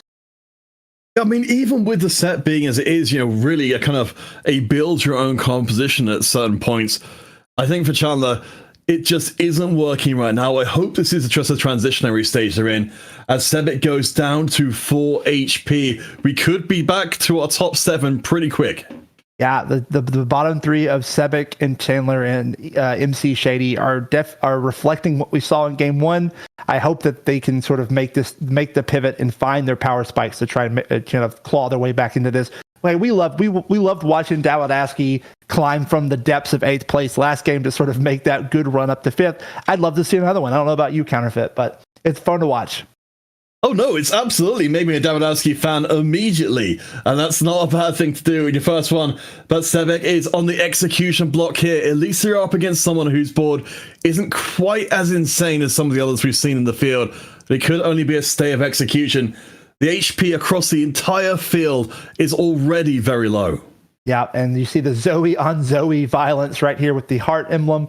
On top of that, I believe that's a Talia. There's a lot of stuff happening on the board now, I think that's a Talia holding that heart emblem. Definitely not the most optimal person to have it, but you're still going to be stacking AP pretty quick. It looks like Sebek's going to be able to pull out this win versus Chandler's board and keep himself alive a little bit longer. Will push Chandler into a potential elimination position as well, so perhaps speaking a little too soon. We have got an Aegis crest on the carousel, which is of course appropriate, but won't be taken. Chandler's going to go for the heart instead. I do believe that Dawidoski is going for heart themselves, and as we saw a few moments ago, I believe. Yeah, absolutely. So that's a fascinating approach. Yeah, it does have the Zoe. So Zoe comps do love heart emblems. So that stuff, something that they want to do is just to ramp that AP very fast. But again, I'm afraid that it's not going to scale that well. It does auto combine with the Echo on his bench and board, so we do see a heart Echo, which is also not the most optimal thing. But I like what Chandler's doing now. You're on 1 life. It's time to either hit it or not. Throwing all the gold at the wall and just seeing what you hit. Apparently the answer to that question is you should have been playing Vayne this whole time, because apparently she's the least contested unit. Ajana wouldn't be too terrible, but Chandler trying to burn through the way. Will be up against Knick-Knack, who is going for the old reliable, the aces. Surely, if it wasn't good enough against the non-standard comp, this should be the end of the line for Chandler. Yeah, you have to be thinking that. Just this Zoe not able to chew through these units. Is able to get some decent damage down before the Prankster is procced, so maybe able to spread a little bit of pop the 2 backlines, but right in the fire for Set. The Fiddlesticks does go off. Who's going to win this fight? Zoe has the stacking AP from the heart. Echo is still alive, but Set is rearing back, and a big punch there from Set. He's down. Huge win for Chandler there. I think this is what Chandler's been building towards. We've got the heart, we've got the backline access from the Zoe. I think maybe this is specifically what they're trying to do, is build a comp that can deal with a ace setup by eliminating their backline and then scaling up to the point where you can do enough damage to take Set down.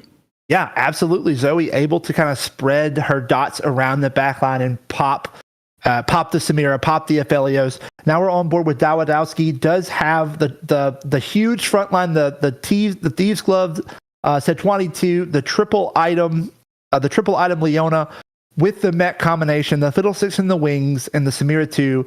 This looks like it's going to be an elimination round. And we've got so many players close to there. My mistake from before, Davidowski running the standard comp. It's going to be Titan versus Titan. Orbital lasers for days. Knick-knack. It's going to go down to the last 3 units. No! And Davidowski goes from a heroic 5th to an ignominious... No, that's... What? He's alive. 2 HP? He's alive, Counterfeit. I'm telling you, it's just the Oxforce buff again. He still has it from last game. He manages to hold on at 2 HP. That was an intense fight. We had the Leona 2 with the sort of infinite ult onto the set 2. A great way of handling tanks is Leona, right? So put the Leona in front of the set and just have her call down, the laser from the stars until he dies. And then it just became a battle of inches from the backline. A really, really intense fight. And now Davidowski is in the kind of the mirrored spot as he was in last game of having to pull himself and trying his best to squeak into that 5-4 slot.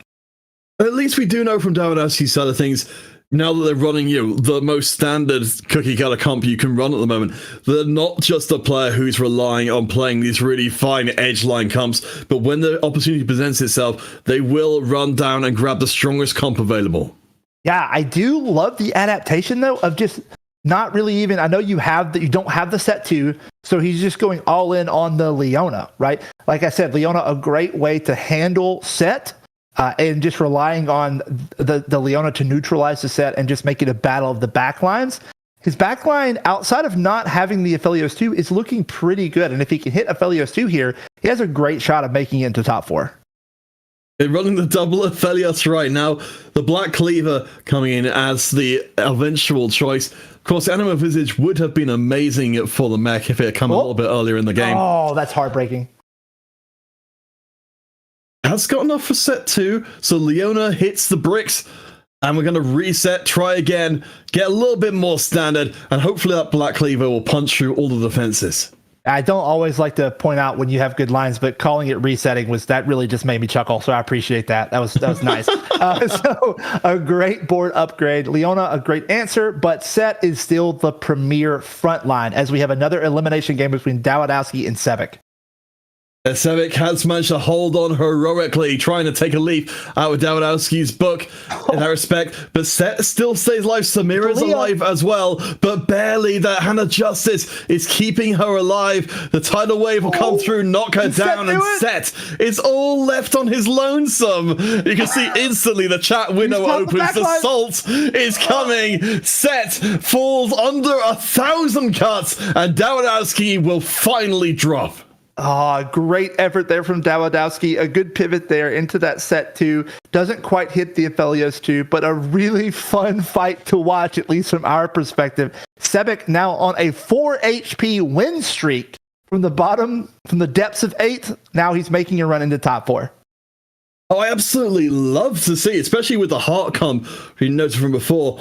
We did see it in our previous game, managing to land a pretty solid finish, and now it looks like it's going to do the same thing again, but they're up against a terrifying opponent. Ramen Blitz's board is even scarier than before. Yeah, and Ramen Blitz is looking to repeat the wins and take 2 first place while buildings just fall all over the place. We have a very similar situation where it is Set versus the world, but can Viego get the executes? And he does. Look at Knick-knack's camera right now. He just sat back with resignation on his face. That is an obscene board we're seeing gameplay here. It's been on a win streak for such a long time, and I think Ramen Blitz could easily win the lobby with this setup. Absolutely. 8 Oxforce. 8 Oxforce, 3 stars around the horn. Definitely wants that Aphelios 2 upgrade, but other than that, they are feeling really, really good. A little dance in there from the little legend. And notably, MK Sevik does secure the top 4 spot here. And with the HP bars being so low between 2, 3, and 4, we could see virtually any order. Renegade is going to have to pay the Ramen Blitz tax, so we could see them going out right here. It's going to be a very hard tax to bear. Yeah, the Zephyr takes the talent out of the mix. The Renegade isn't quite as worried about that backline being eliminated. It's an instant drop as Viego gets to his bloody work, leaving Zed alone amongst a pile of bodies of their teammates, looking to go down fighting. This board is beyond brutality. Absolutely. And we have a double elimination and Sebek in a 1v1, both on fire with Raymond Blitz coming into the last carousel. I bet the Zephyr is going to be pretty contested going into this last round. No, it's not. Okay. So no Zephyr taken here. Always just making me eat my words, and I appreciate you keeping me honest. But still, a close fight here. We see a very, very an upgrade coming for the Felios 2. We'll see the Nunu 2. I don't know if he'll play it. He does play it. Okay. A little added addition there with the Ox Force 8 onto the Leona. We will see if Sebek can pull this away. It's going to be a hard fight. Hits the Leona 2. Massive upgrades. You have to believe this is going to be the last fight of the round. And this is such an amazing thing because we've got the first place player, Ramen Blitz, from our first iteration of this lobby against the 8th place player from lobby number 1. What a heroic comeback from Sebek, but this is the world ender of boards. There's surely no way that Ramen Blitz doesn't just run through Sebek. Yep, it's Hearts versus the Heart Seeker. It's going to be a really tough fight for Sebek to pull off here. And it's just Ramen Blitz just walking through this board. It was never even close. GG to Ramen Blitz for the second straight win of ACL. I mean, what an incredible way to start off the season. You literally couldn't ask for anything more, but this is the caliber of player we're dealing with in the Champions League. If they see an opportunity to build a board that will punch God in the face from, and tear Zeus from Olympus, they will absolutely do it. And you just can't get in the way of that kind of typhoon. Absolutely not. Great board state. The early Silas 3, the early Talon 3 from Ramen Blitz just could not be surmounted for the rest of the field. And another point in the casters the caster scorecard there, keeping Ramen Blitz on top in our predictions, and a great showing all around. Sebek, really great job, being able to pull out the second place there. Great effort there on a less optimal board state of playing that Heart Zoe carry. So a really, really good job from them to pull that out. Dawidowski, a good run there. Really just around the board. This was a great round of TFT to watch. Yeah, and we're not even done today. We've got 2 more lobbies. We haven't even got to the main event where Skipaeus, who's got so much of people's attention, the headliner of the night, is still to come. And we've already been blown away by how good these players are. I mean, we're kind of, I think we could be forgiven for kind of contextualizing all these performances which we're seeing is, are they good enough to take Skipaeus down once they eventually come face to face? And based on what we've seen in games 1 and 2, I'm starting to think the answer might actually be maybe. Yeah, and if anyone can do it, Ramen Blitz, I mean, it's so difficult to get a first place in lobbies that are set up like this, not to mention getting 2 in a row. Like that's such an impressive feat from Ramen Blitz. Really great to see. And like we talked about during the game, a lot of pretty decent variety. I mean, you are seeing plenty of sets, don't get me wrong, but the early boards, the transition boards, a lot of variety there, and I hope we see that going forward.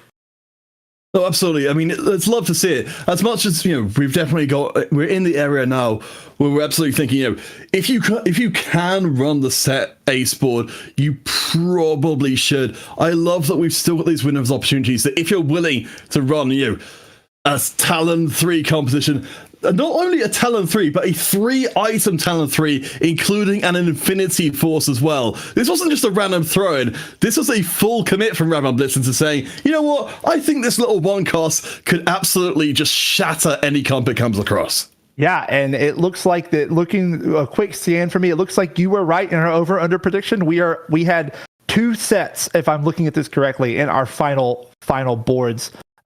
For 3 sets.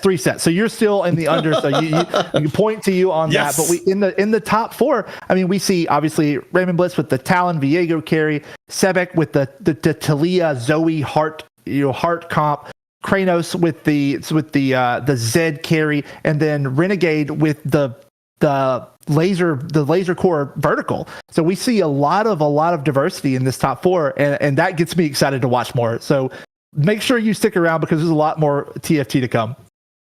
Absolutely. So I've been kind of joined by Deca. We are only half done here today, though. We are done ourselves. Coming up, Mashup Maloney and Sir Black P will take you through our main event featuring Scapeus themselves. We are merely in the first week of the Champions League, so please do stick around for our second two games. We promise they will be just as absolutely crazy as games 1 and 2. We will have ourselves a 5-minute break, so do grab yourself a snack and return with us for our second half of our broadcast this evening.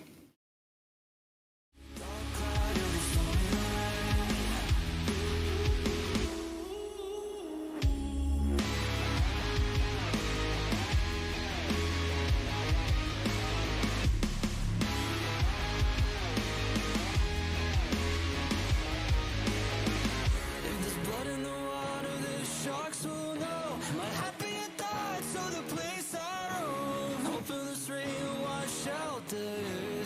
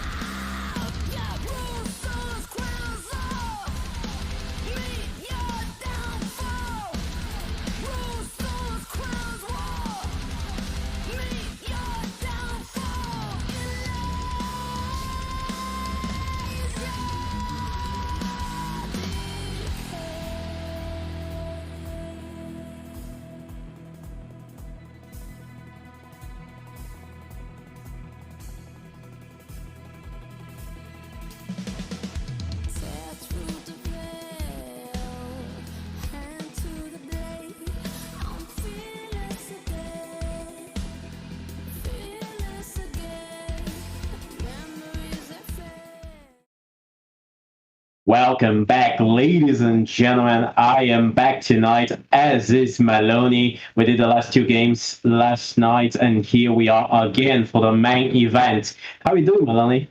I'm doing pretty good, I'm really excited to commentate some more TFT this weekend for Aegis Esports, and we got a barn burner. This is the Aegis Champions League, so it's only challengers in this lobby, and we got our winner from set 7.5 ACL, Scipius. Actually, sorry. Runner-up, I believe. He did really well in the ACL. That was Arrow 1v9. Sorry about that. But yeah, we got a really big, heavy hitter in this lobby, along with everybody else there as well. I think it's going to be a good, fun 2 games on the go.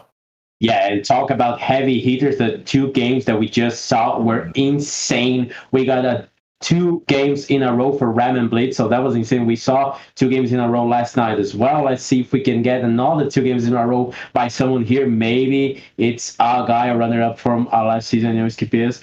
But anyways, I am ready. I'm pumped. I'm excited. I want to see 2 great games of TFT because, as you said, this is the Champions League. This is the Premier League. These are supposed to be the best guys that you can watch anywhere. So I am hyped. I want to see the best TFT possible because I am here to watch and I'm here to learn as well because, I'm not the best of players. That's why I'm here I'm a shoutcaster and I want to learn from these guys and become the best of myself as well. Perfect. And as we go over to the predictions for the lobby number 2 right now, those are going to be coming up. And we got Lawrence, of course, he's got top 4 of Lion Ryu, Team Ambition Scipius as number 2, Pie Hat, and Wayana rounding out the top 4 there. For staff, almost kind of like the same way for at least 2 out of 4. Staff chose Scipius for number 1, Pie Hat for number 2, MD Cramsey and Lion Ryu topping out the top 4. Our casters, including myself and Sir Black P, chose Scipius taking the number 1 spot, Pie Hat taking 2nd place as well, with MD Cramsey taking 3rd place, same as staff, and then 4th place, Joshi Chan. Sometimes the most interesting names can land you into the top 4 spot, but last but not least, our beloved community chose Scipius, Cramsey, The Last Carta, and Tri-Fury as their top 4. Yeah, definitely. And it's hard to go against Scipius after the results that he has shown in the past. And so it makes sense for everyone to be going for him. We also have Pie Hat there, which I am excited to watch. A great representative of Latin America. Lives very nearby me. So he's also a guy that works a lot behind the scenes in TFT as well, like we do. So yeah, excited to see him as well.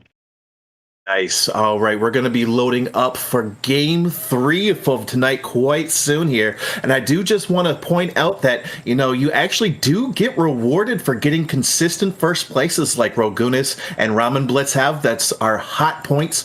If we go over the season tally, maybe sometime down the road, either this stream or the next stream this next weekend, we'll be able to show you guys how it works. And of course, placing does matter. Consistency is extremely key here. And I'm really glad that that the players get rewarded for extra points with those consistent top 4 finishes.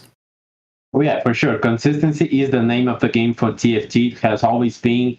Top 4 is the big thing. Like the players that can consistently get the top 4 get rewarded in the ranked ladder, obviously, but anywhere in tournaments, everywhere. And here we get both those kinds of consistencies. 4 top 4s and 4 top 1s, specifically, as I was said before, Decker was saying at the end of his part before, it's so hard on lobbies like this that are this competitive and set this way to get 2 first ones in a row, but he got top first twice. So that was an insane result by him, and just excited to see how these 2 lobbies will fare out now. Absolutely. And, we've seen a lot of just kind of like similar comps from yesterday as well. You saw the mechs, we saw the Samiras, but, we saw a lot more of Renegades this time around. Ramen Blitz had a really, really good start with the AFK and then expanding it all the way to stage 3 and then getting a nice clean Talon 3 to help him coast through stages 3 and 4, putting in the Viego, getting the Viego 2 from a carousel as well, and that just carried him into a very clean first place for game 2. And it was really fun to watch, and I'm really excited to see what we got coming up for the next games 3 and 4. No worries. All right. So, definitely getting new comps, different comps, because we were seeing it before last night. The sets and the Mecha Primes and the Samiras and the Misfortunes are the thing that we see the most, but it's lovely to see different comps taking the meta, like the Ox Forces, Renegades, like the Hearts that we saw on the last match as well, with the Zoe as your focus. And here we are finally loading into our third game of the night. It is time. We have a full new set of players playing on this game, and we are starting out on the POV of Esquipeus, the man that we were all looking to watch. Yeah, there's going to be a lot of eyes on Scipius. Nothing too crazy of a start right now. He's just, doing the usual, scouting everybody else, see what they got. The funniest thing about it is that at the carousel, I believe, Sword was left alone. Normally, you kind of just see, Cloaks being left out as the last, but, nothing too crazy. It's the early game of TFT is almost a little bit like poker. You're given a set of cards, and you're pretty much just got to figure out what to do with it. They're doing a really good job of holding pairs right now, just to try to build the strongest board possible. He does have a little bit of a AP start, but of course, it's just the beginning of the game. Anything can change, but with a belt, a tier, and a what is it called? A rod. Yes, that will be a somewhat decent start for what he has if he wants to go AP flex. Yes, and now we go into the screen of Ramsey here. Ramsey starting out with a very strong duelist board. If you can get just one more, like the Fiora or maybe a Nyla or Vayne drop, you can go for that 4 duelist start that we've seen. It's really, really strong still, even after the patch. Still really good to go for. And we saw, I believe it was, let me just check, Tri-Fury maybe with a champion duplicator very early on, but here we are with the augments, and Get Paid is a very solid option here. Oh, yeah, I would be extremely surprised if he did not go Get Paid. That's a really good start with the Gangplank 3 and another copy to boot without even grabbing it. He doesn't have another duelist, but at the same time, still at a really good spot here, puts in another Gangplank, and we're going over to the last Cardax right now, scouting around adaptive defenses. My favorite 2-cost augment right there is... It's a really good start. Now, the biggest thing now is that, you have a not a belt, you have a vest for Titans, you have a sword for Bloodthirster or Infinity Edge. I'm really curious to see what they does. For people who don't know about adaptive defenses, once she drops below half health, she gains a shield to 600% of her attack damage. It gets really crazy, especially if you get 4 admin down the road to maybe possibly boost up that attack damage depending on what you get. Yes, for sure. That Camille augment is insane. Camille that has become even greater than she used to be with all the admin buffs and no nerfs to her. She's a great unit, obviously. Missing a lot of the Renegades here. Doesn't have that many units now, but already gets a Silas now and gets the admin in. And here we are with the choice. Ooh. Which one would you be going for? It? Okay. Okay, so funny enough, that would probably be the one that I would go for. If he is able to sneak in an admin 4, you could be able to get the infamous 40% chance to drop a gold for every admin, which prints money extremely easily. Still missing a renegade, but still in a very solid spot. I believe it's on ally death. They get 15 max health. That's really great to slam in so early like that. You're going to get a consistent, I'd say around 30 to 45 HP for each admin, which is not too bad, especially maybe if they find an admin spat down the road. Could sneak in a Zac, could sneak into Sejuani. That could really bolster their front line, which is kind of one of the weaknesses of this comp. They're besides Blitzcrank, they do have a flimsy front line, but on the bright side, it is a little bit flexible. You only have really 4 key components here: Blitzcrank and the 3 Renegades, so you can put anybody else in to bolster the front line.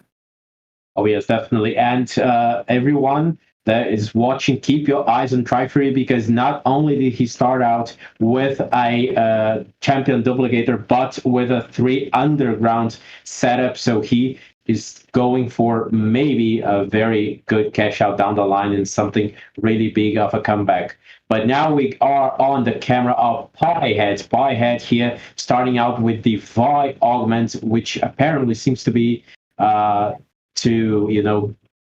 grow up with time, which I'm not sure the name of the augment anyways, but we got a Senna 2 paired up with a Silver. That is an insane start. Senna is going to carry him for a long time here, Melanie. Yep, I believe that's Unrelenting Force.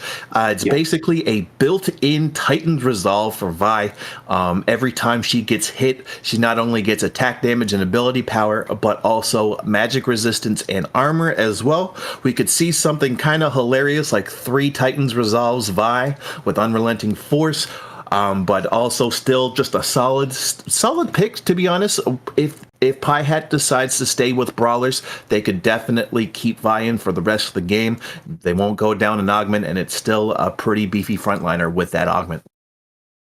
Yes, definitely. Vi can be an insane frontliner with that. Just 2 Brawlers is good enough. And then you add in your backliners. Now he transitions into a 3 Laser Corps setup with the Renekton and the Ashe. Pretty good. Laser Corps has become quite a good comp to be used on this patch. And with the Senna 2, I think he's very poised to be the one keeping his hot streak all the way into the Crocs. Yeah, absolutely. A Senna 2 this early at before 2.5. That's pretty amazing. You could definitely go into 6 Laser Corps. 6 Laser Corps. You could go Samira. You could honestly, the world is pretty much Piehat's oyster right now. Doesn't have to worry about pigeonholing into a specific comp. And as he takes out Tri-Fury's comp with the greatest of ease, but it's not that big of a deal. Able to cash out or go up another heist level there for Tri-Fury. That's always a good thing to go for. 2 copies of Jax on the bench for Piehat as well. This is a kind of a high roll stage 2 for Piehat, being able to get possibly 2 2-star 3 costs. Yes, and talking about the pair of Jax there, one thing that we were talking about yesterday were the spatulas, and you were telling me how you love the Laser Corps spatula, and I remember seeing some math done by the community where Jax is supposed to be the best user of the Laser Corps spatula, so who knows, maybe we end up seeing something like that down the line. Yeah, funny enough, I believe that was by Mocha, by None, one of our competitors in the ACL, I believe. Also one of the owners for our sister Discord, Water Park Tactics, which you can go and learn from a bunch of coaches from Mocha, Keens as well. They did the research there, and yes, you're right. Jax is one of the best holders of the spat, especially now that Jax isn't really that important of a unit anymore, but still bulky enough to do damage. Has enough attack speed to kind of keep that threshold of the Laser Corps on the go. I was scared for Lion Ryu there for a sec as we go over, because I saw all those lasers go straight to his KO, but there's definitely not enough to shake off that KO for that round, but nothing too crazy. 4 Duelist opener with the Blitzcrank to boot here. Not too bad. I really do like that awareness by Lion Ryu, where he lost twice but got his last streak broken, kind of stabilized a little bit to keep that win streak going. You don't really want to go flip-flopping win-loss, because you don't get as much as economy as other people who have streaks. Yes, for sure. And we've got the Righteous Range augment for KO there, as I believe, yes, exactly, giving her and her 2 nearest allies +2 attack range and 50% attack speed, which is really, really good for anyone to be used, any other duelist other than KO to be used as a carry, although he has his items on her, so we'll for sure have to remake her down the line, unless this would be some sort of reroll, which I don't believe it would be, but not that good on the items right now, I would say. Nope, I totally agree.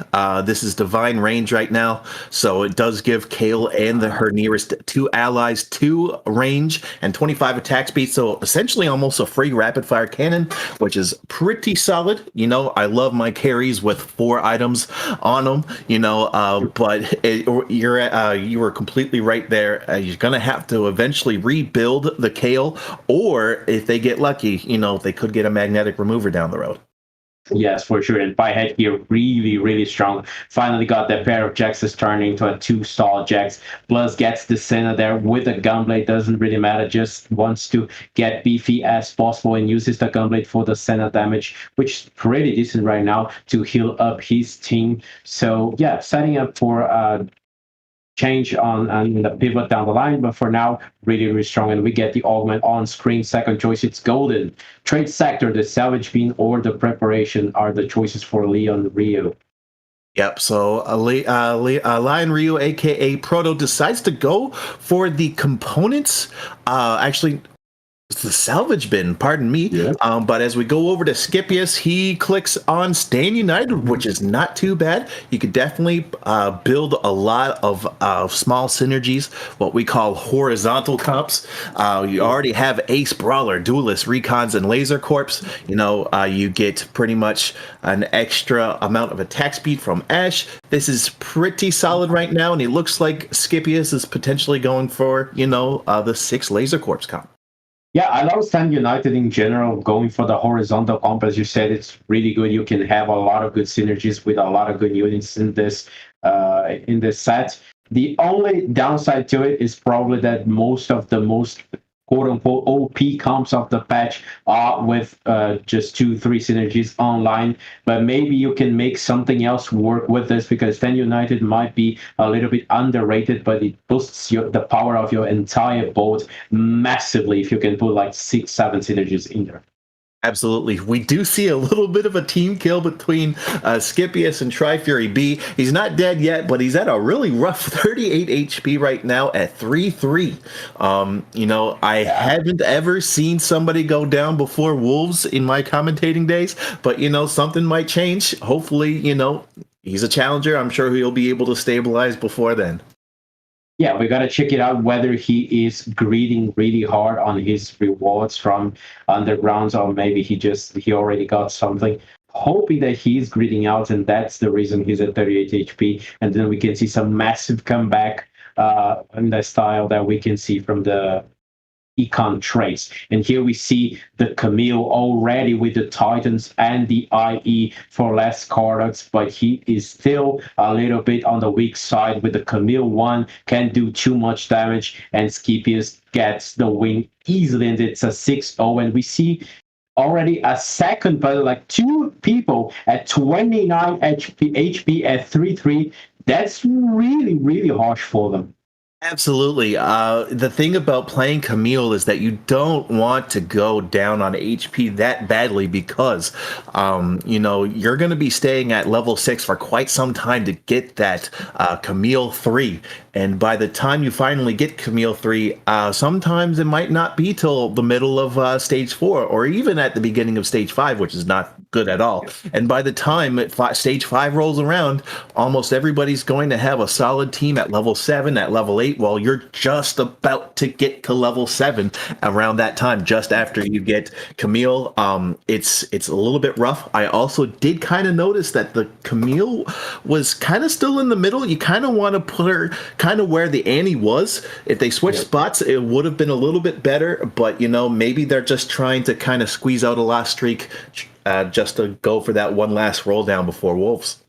Yeah. And also, you want down the line to get a hacker in, so the Camille jumps and gets the enemy backline first. But it takes a while to get to that point, to find the LeBlanc, to find the Zoe, and find the slots in your boat to get them in the boat. So now, anyways, we get now here to Ramsey's POV. He's fighting Skippers. He also got Boyhead, a Gunblade on Senna, but this Senna is a much weaker one on the one side, and on the other side we get Skippers, who is just hitting so much. He gets 2-star Renekton and Ashe carrying him a lot with a very early Sejuani as well. Skippers is on fire at 90 HP, and Byhead seems to be going all the way to the Wolves without a single loss.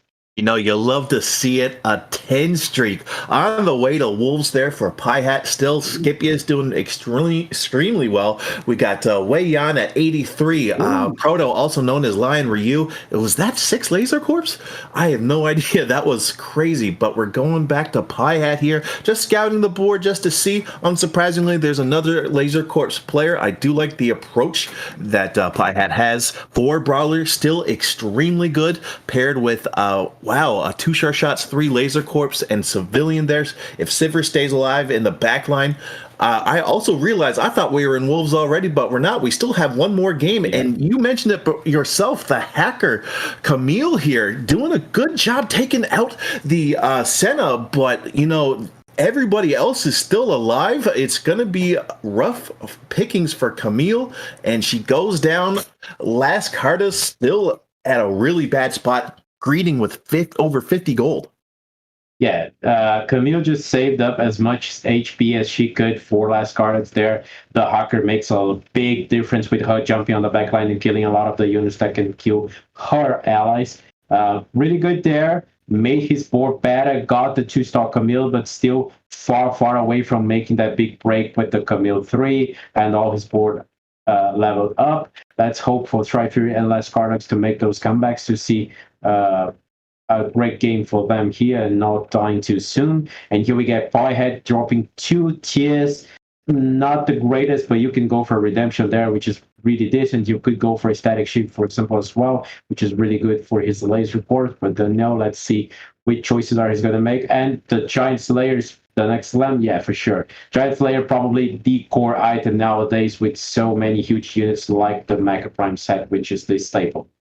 Absolutely. Giant Slayer, extremely good. Even with the small nerfs, we've seen a resurgence of big bodies in the front line, such as Mecha Set. As we go over to 4-1, Pie Hat going up against Scipius right now. The Clash of the Titans here, slamming that Redemption right off the bat here. A big backline there from Scipius. We'll see if they'll be able to steamroll Pie Hat's front line here. But Sano doing a really good job healing.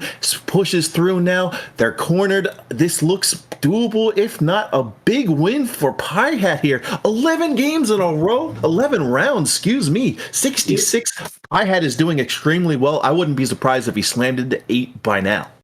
Yeah, for sure. And here we get the options for Ascension. Hard to say no to that, but we could go for a Brawler Crest or a Laser Props Crest as well. I would go for Ascension for sure, and that's his option. And I love the read by Pie Hat on this game to get Gunblade on that Senna, which guaranteed so many wins for him, guaranteed so much of this econ, and now also goes all the way straight to 8, and now has even more of a big advantage on the rest of the lobby. Yeah, absolutely. We're going back to last Carta right now. Did a nice big reroll, clutched out here. The Ox4 spat giving her a little bit more of life there at the end here. Only 3 Ox4s. He's at a really odd spot right now. As I talked about it before, I'm happy that they are able to get the Camille 3 at 4-2.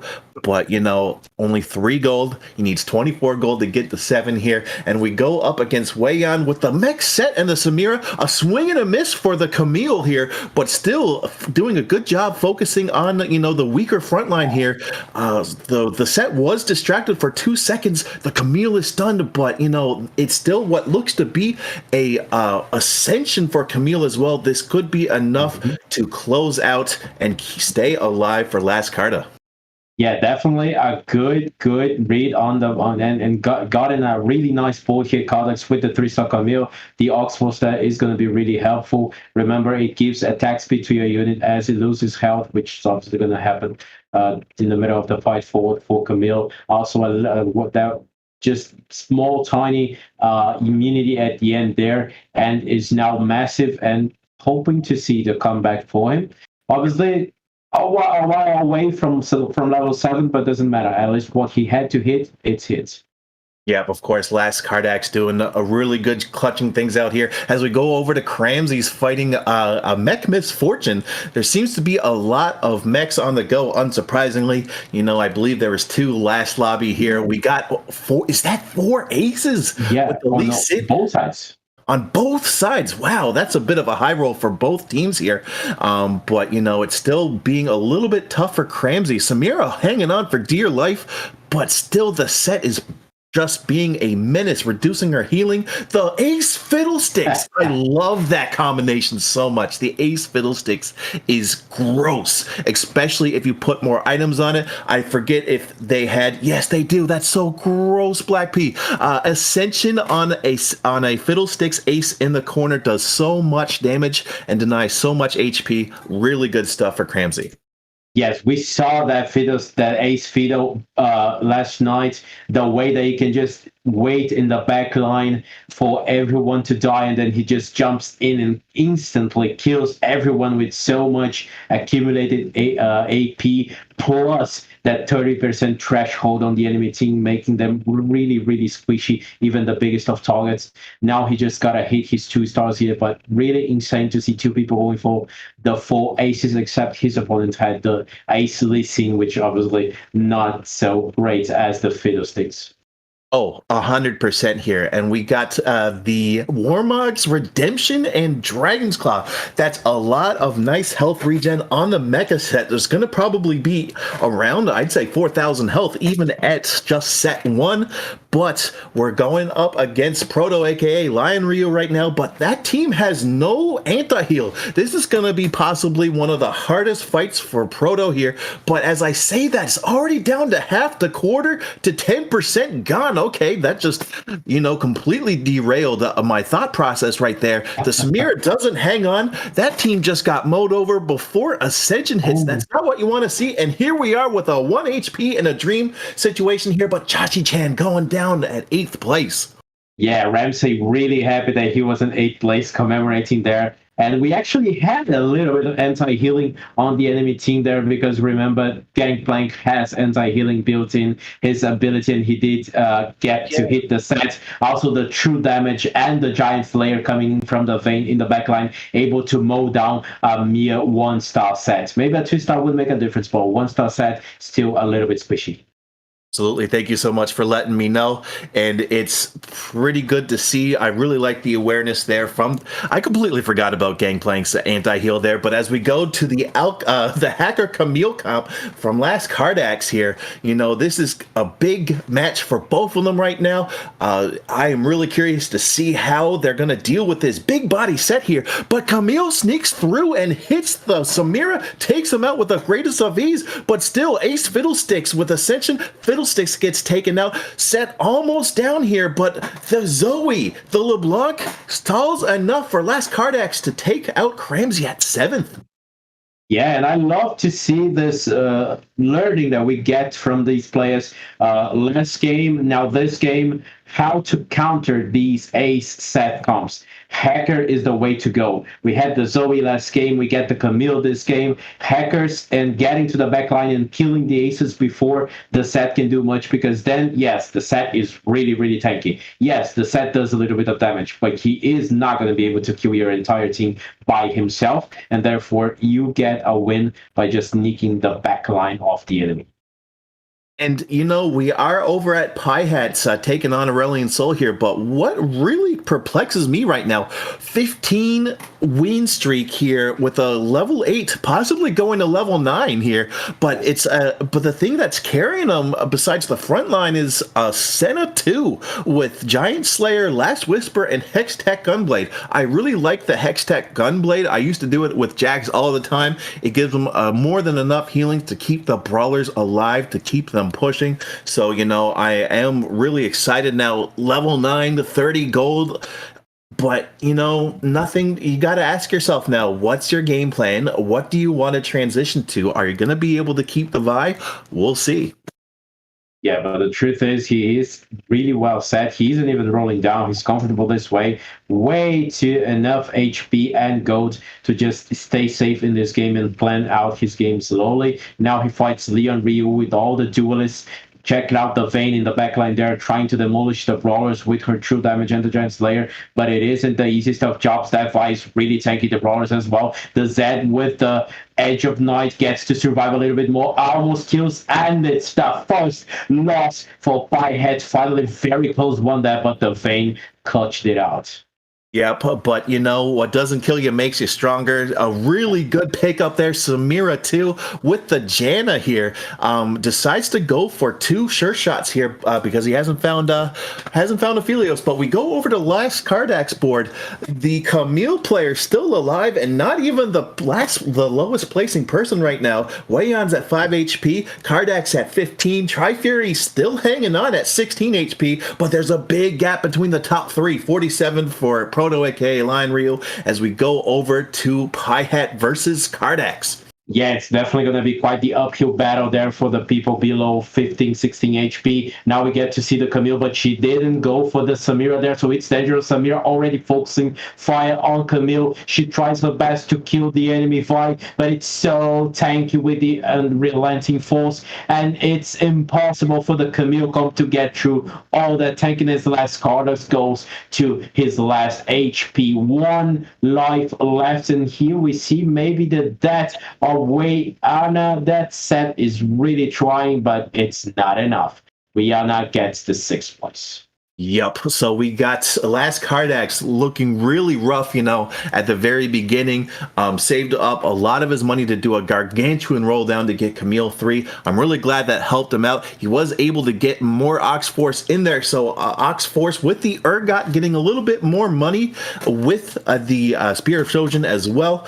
I really do like that option here, but still on their last life here, Kardax with 1 HP. And, we saw just Skip-Ace with set 2. We'll see how this goes. Wasn't able to pull the Camille to the other side. She's going to go on the edge there. Let's see if that's enough or not. We get an Ace Urgot up on the other side there in the back line. Let's see how well it does. We get the waves going, the waves coming. Camille is trying, finally gets on the Urgot and the set. 1 more shot and she kills the enemy tank. Now there's a misfortune, but she is just so squishy, and it's an easy win for this Ox Force Camille. And Tri-Fury goes down to 4 HP. It's the fight for the top 4 between the 2 guys. Yep, absolutely. We're going into the carousel run right now. Full items across the board. No emblems in sight here. Curious to see what Kardax is going to go for. He's just dancing around indecisively, but goes for the Zizirot portal there. Just gives him a little bit more distraction on the front line.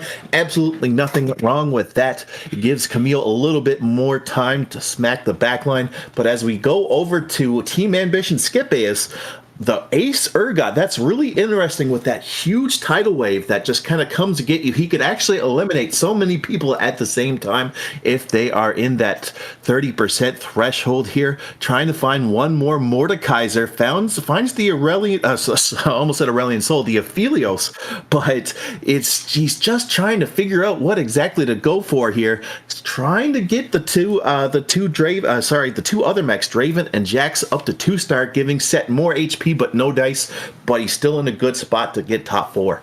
Okay, now it's Spy Head on the other side with the big Samira. There is still not that much of a transition there, but the Samira doing a really great job killing up the frontline units, also healing her team, keeping everyone alive. That fight is nearly impossible to kill. Skippers is poised to take a lot of damage here. It's not really good for him. That fight's going to be a 5-0 and he goes down all the way to 8 HP. But now it's Tri-Fury and Last Kardex that we got to check it out. Kardex survives, and Tri-Fury is going to survive as well after hitting a 2-star Fiddlesticks there. And everyone is still alive, and even Skippers could still take the 5th place here.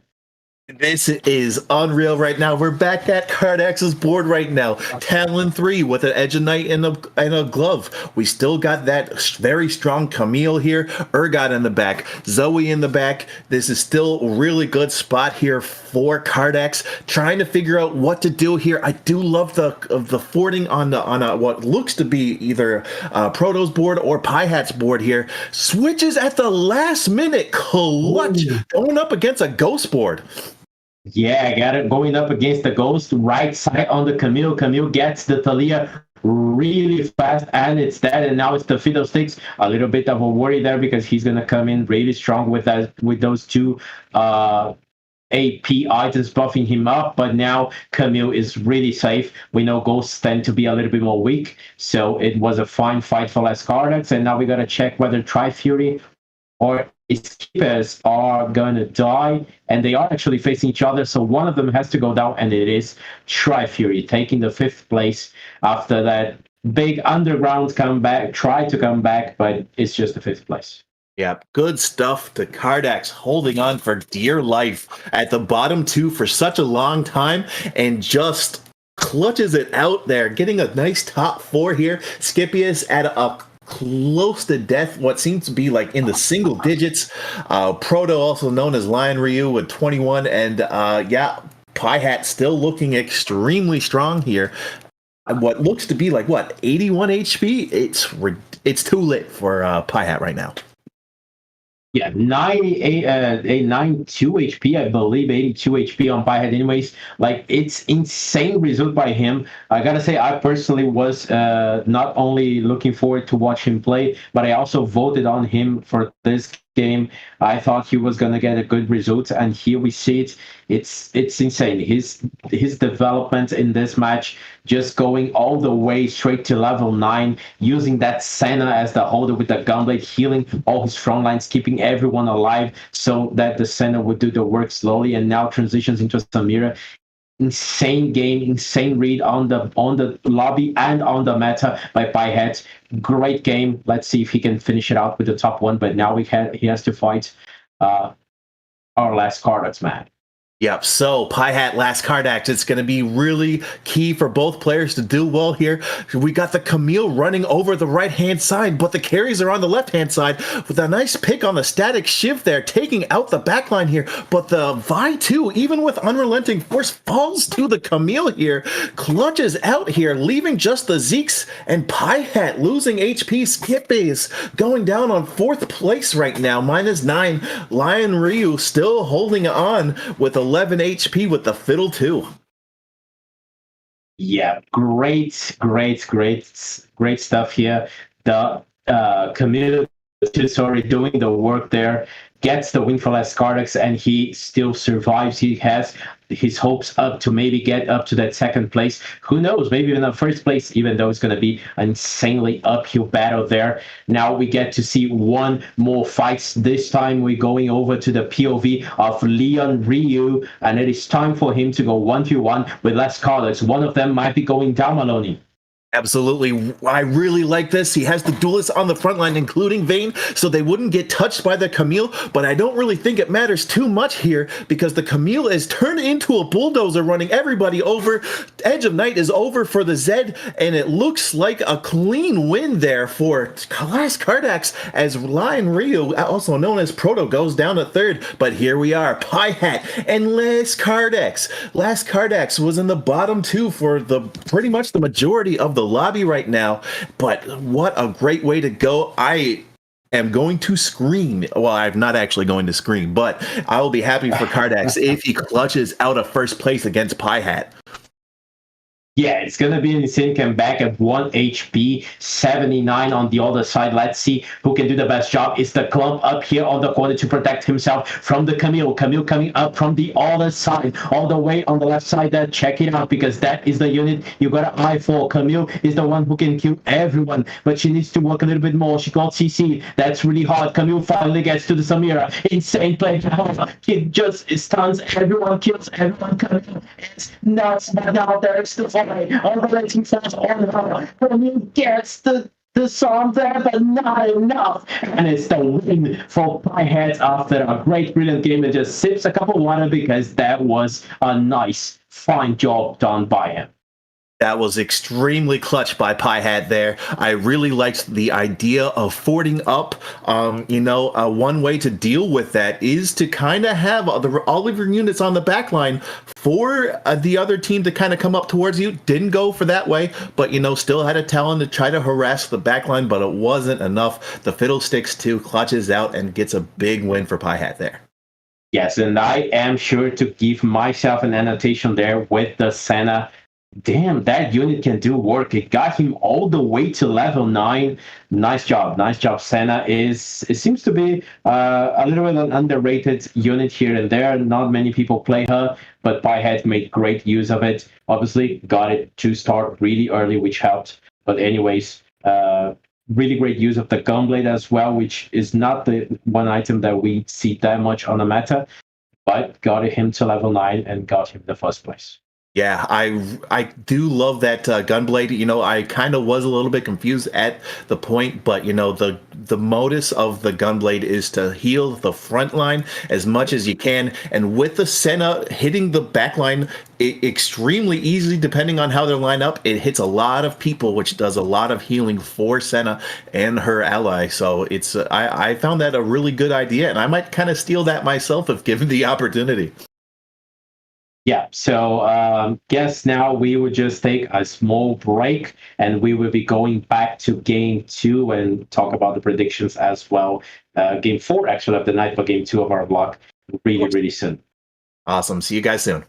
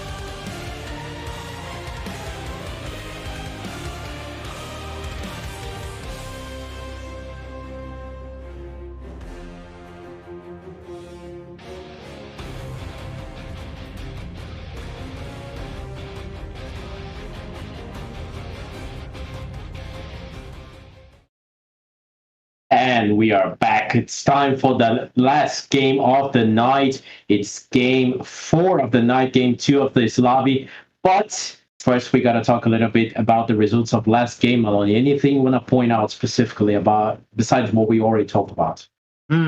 And funny enough, I was going to repeat what I said about how Seto was a really good carry to get to level 9, but I just can't stop thinking about my second favorite comp this meta, the Camille Renegade reroll. I was honestly worried about the Ox Force Spat Slam, but he was able to clutch it out, get to 7, put 4 Ox Force in. That does give you a decent amount of attack speed, especially when you're lower on life, and I believe their admin trait was, every time an ally dies, they get like 15 max HP. So, she was getting pretty tanky by the end of it. So, was able to clutch out those fights, except for the end. But that was a big hill to climb against Piehat's team.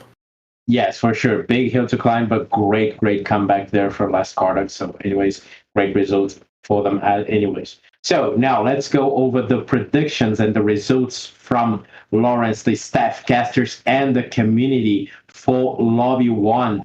We got 4 points for Lawrence, 5 for the staff, 8 for the community, but 10 for the casters. Maloney, we are crushing it. Absolutely. I'm going to start with the casters right off the bat. We correctly predicted Ramen Blitz getting first place there.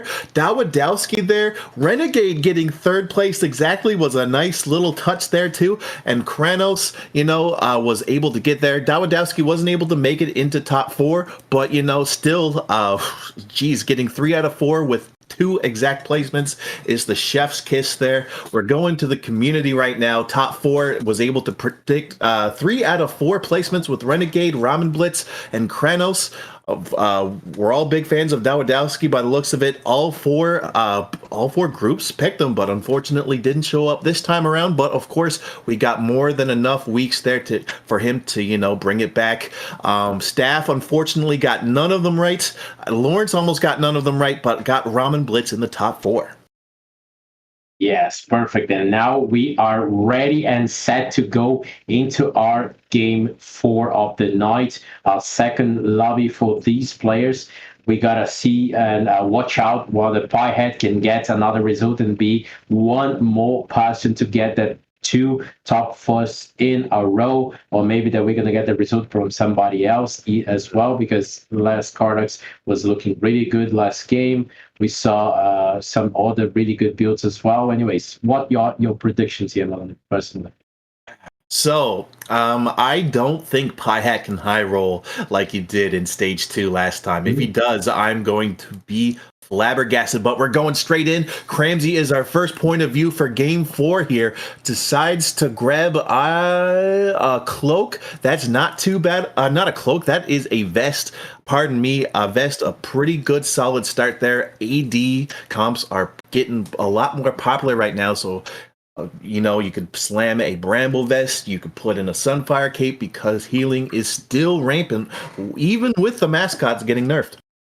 Yes, we got the Sunfire as an option. We get both the Edge of the Night and for Zcom, for example, we get the Titan's Resolve, always good for your front line. We get even a Gargoyles, could be very useful for a set as well. But now we got to see the options. Where is he going exactly? He has the option to go for the 3 gadgeting there with the Poppy, with the Annie, and the pair of Lulus. Mm-hmm. A potential pair for Lulu's there. He has to sell one of his other units to get that, or could get a gray loot orb. Gets 2 vests there, potential a Bramble vest, or Thornmail, as it used to be called, but good pickup there. Gets the Wukong for the Wukong pair. It's, looking all right for Piehat with the gadgeting start, as you stated before. Yes, gadgeting really good. Giant Slayer for now. I don't know if the gadgeting start seems to be getting a little bit of buffs next patch. It isn't the greatest thing. If it kind of falls off a little bit in the mid game to the late game, but on the early game, it's really, really good to have it. What the power of the 1 extra item over everybody else, and some of them, especially like the Warlocks with so much HP and the regen, like the Sunfire early that you might not have. But now it's time for the augments, and that steadfast, yeah. Poppy augment with the shield is just nuts. Absolutely. Shields all around for the beginning, really good. We see somebody else getting bigger, better buckler, giving Poppy 200 armor there, with the Poppy 2. So that's going to hit like a truck. We get Skipaeus here with this Naxxus start with the Soul Eater. So, this is one augment I tend to avoid a fair bit simply because I don't know what to do with the late game comp or even the mid game comp. But I do still like this start here. He's got a Galio 2 and a Naxxus 2, which also the Galio 2 does give him a little bit more progress towards his achievements for the Lunar Revel, but he's still struggling to pick out what he wants, but it gets a nice solid 4 people on the front. Yes, that's right. So we get the mascots. It's really good start. The redemption there helps out with a little bit more healing, and the anti AoE magic damage from the enemies helps out a little bit against that Kai'Sa over there. And that's so either, yes, I will agree with you. Going to what on the late game kind of gets you confused with their augments. That happened to myself as well on a game today, actually. But it's really, really powerful. 300 HP on Q. Basically, you can forego any kind of healing on your team, or even if you do, that's a lot of healing for everybody. Plus the mascots now that are really powerful in the early game. Skippers has a really good stage 2 set for him. Absolutely. It is basically like a global thrill of the hunt. Usually just the killer gets the 300 HP, but now it's everybody. So, I'm curious to see what he'll go for, whether or not if he goes for vertical animal squad or if he goes for mascots. We do have some defenders on deck here, getting a very tanky composition. But as we go back to our previous second place person, Last Cardax has does he have a Talon too? It looks like it. He's probably going for another Renegade angle. Renegade's not as popular as any other comp, so you do kind of get a little bit nice opportunity to go for that uncontested most of the time. Yes, and we see Piehead here going for the Renekton augment. Unfortunately, couldn't see which one it was, but we get the win over him, and Piehead going for the underground start with 3 undergrounds. Let's see what kind of setup he's going to go there, whether the greeting or the just take the first reward all the time and make a recon up. Yes, I believe both Last Cardax and Piehead both have Call the Meek, which is the support augment for Renekton. Yep. I believe it's 8% damage increase, which gets tripled when they hit somebody below 50% HP. Not too bad. You can kind of put Renekton in for pretty much the rest of the game with like a Brawler comp or a Laser Corpse comp, That's not too bad of a start. And along with the underground start as well, gives them a nice beefy front line.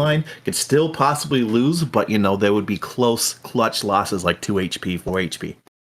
Yes, for sure. Helps out a lot with the triple damage below 50% to just execute people. And now we see Leon Ryu with the early slam on the static shiv, plus the Wukong being his augment unit. Wukong really tanky there in the front. And the static shiv is the one of the go-to items if you want to streak early, just reducing the AMR on the enemy team. Really helpful for that Sona. And we see how powerful it is with just a 3-unit win over Piehead.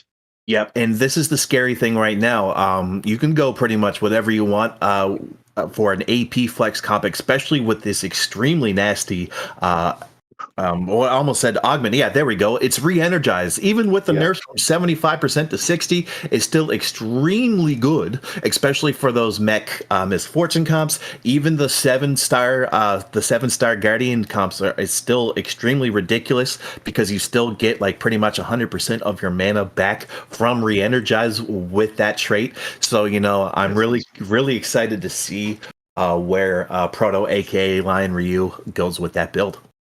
Yeah, all set for an AP route there. Obviously, let's hope that he gets an AP items down the line. But anyways, good setup. Sona, really, really strong carry in the early game, even with the last patch. Just better, maybe. And now we see Ramsey here. Ramsey gets the 2-star LeBlanc on 2-5. lose streaking so far, but I don't think that's going to last very much with a 2-star LeBlanc. Absolutely. Took the words right out of my mouth. It's kind of gross to see. I don't like LeBlanc as much. I kind of treat her as a trait bot, but, looking at these challenger players, maybe I'm missing something on this LeBlanc, Maybe it's just, maybe I just need to kind of expand my palette. Yes, LeBlanc can be really powerful, especially with the right items. RFC, not that great of an item, but we know that the gadgeting items have a little bit of an up on their normal counterparts, and this is really good. A lot of attack speed, the LeBlanc casting non-stop pretty much, and this is going to be the first win for Ramsey, who might get a second one on the next round.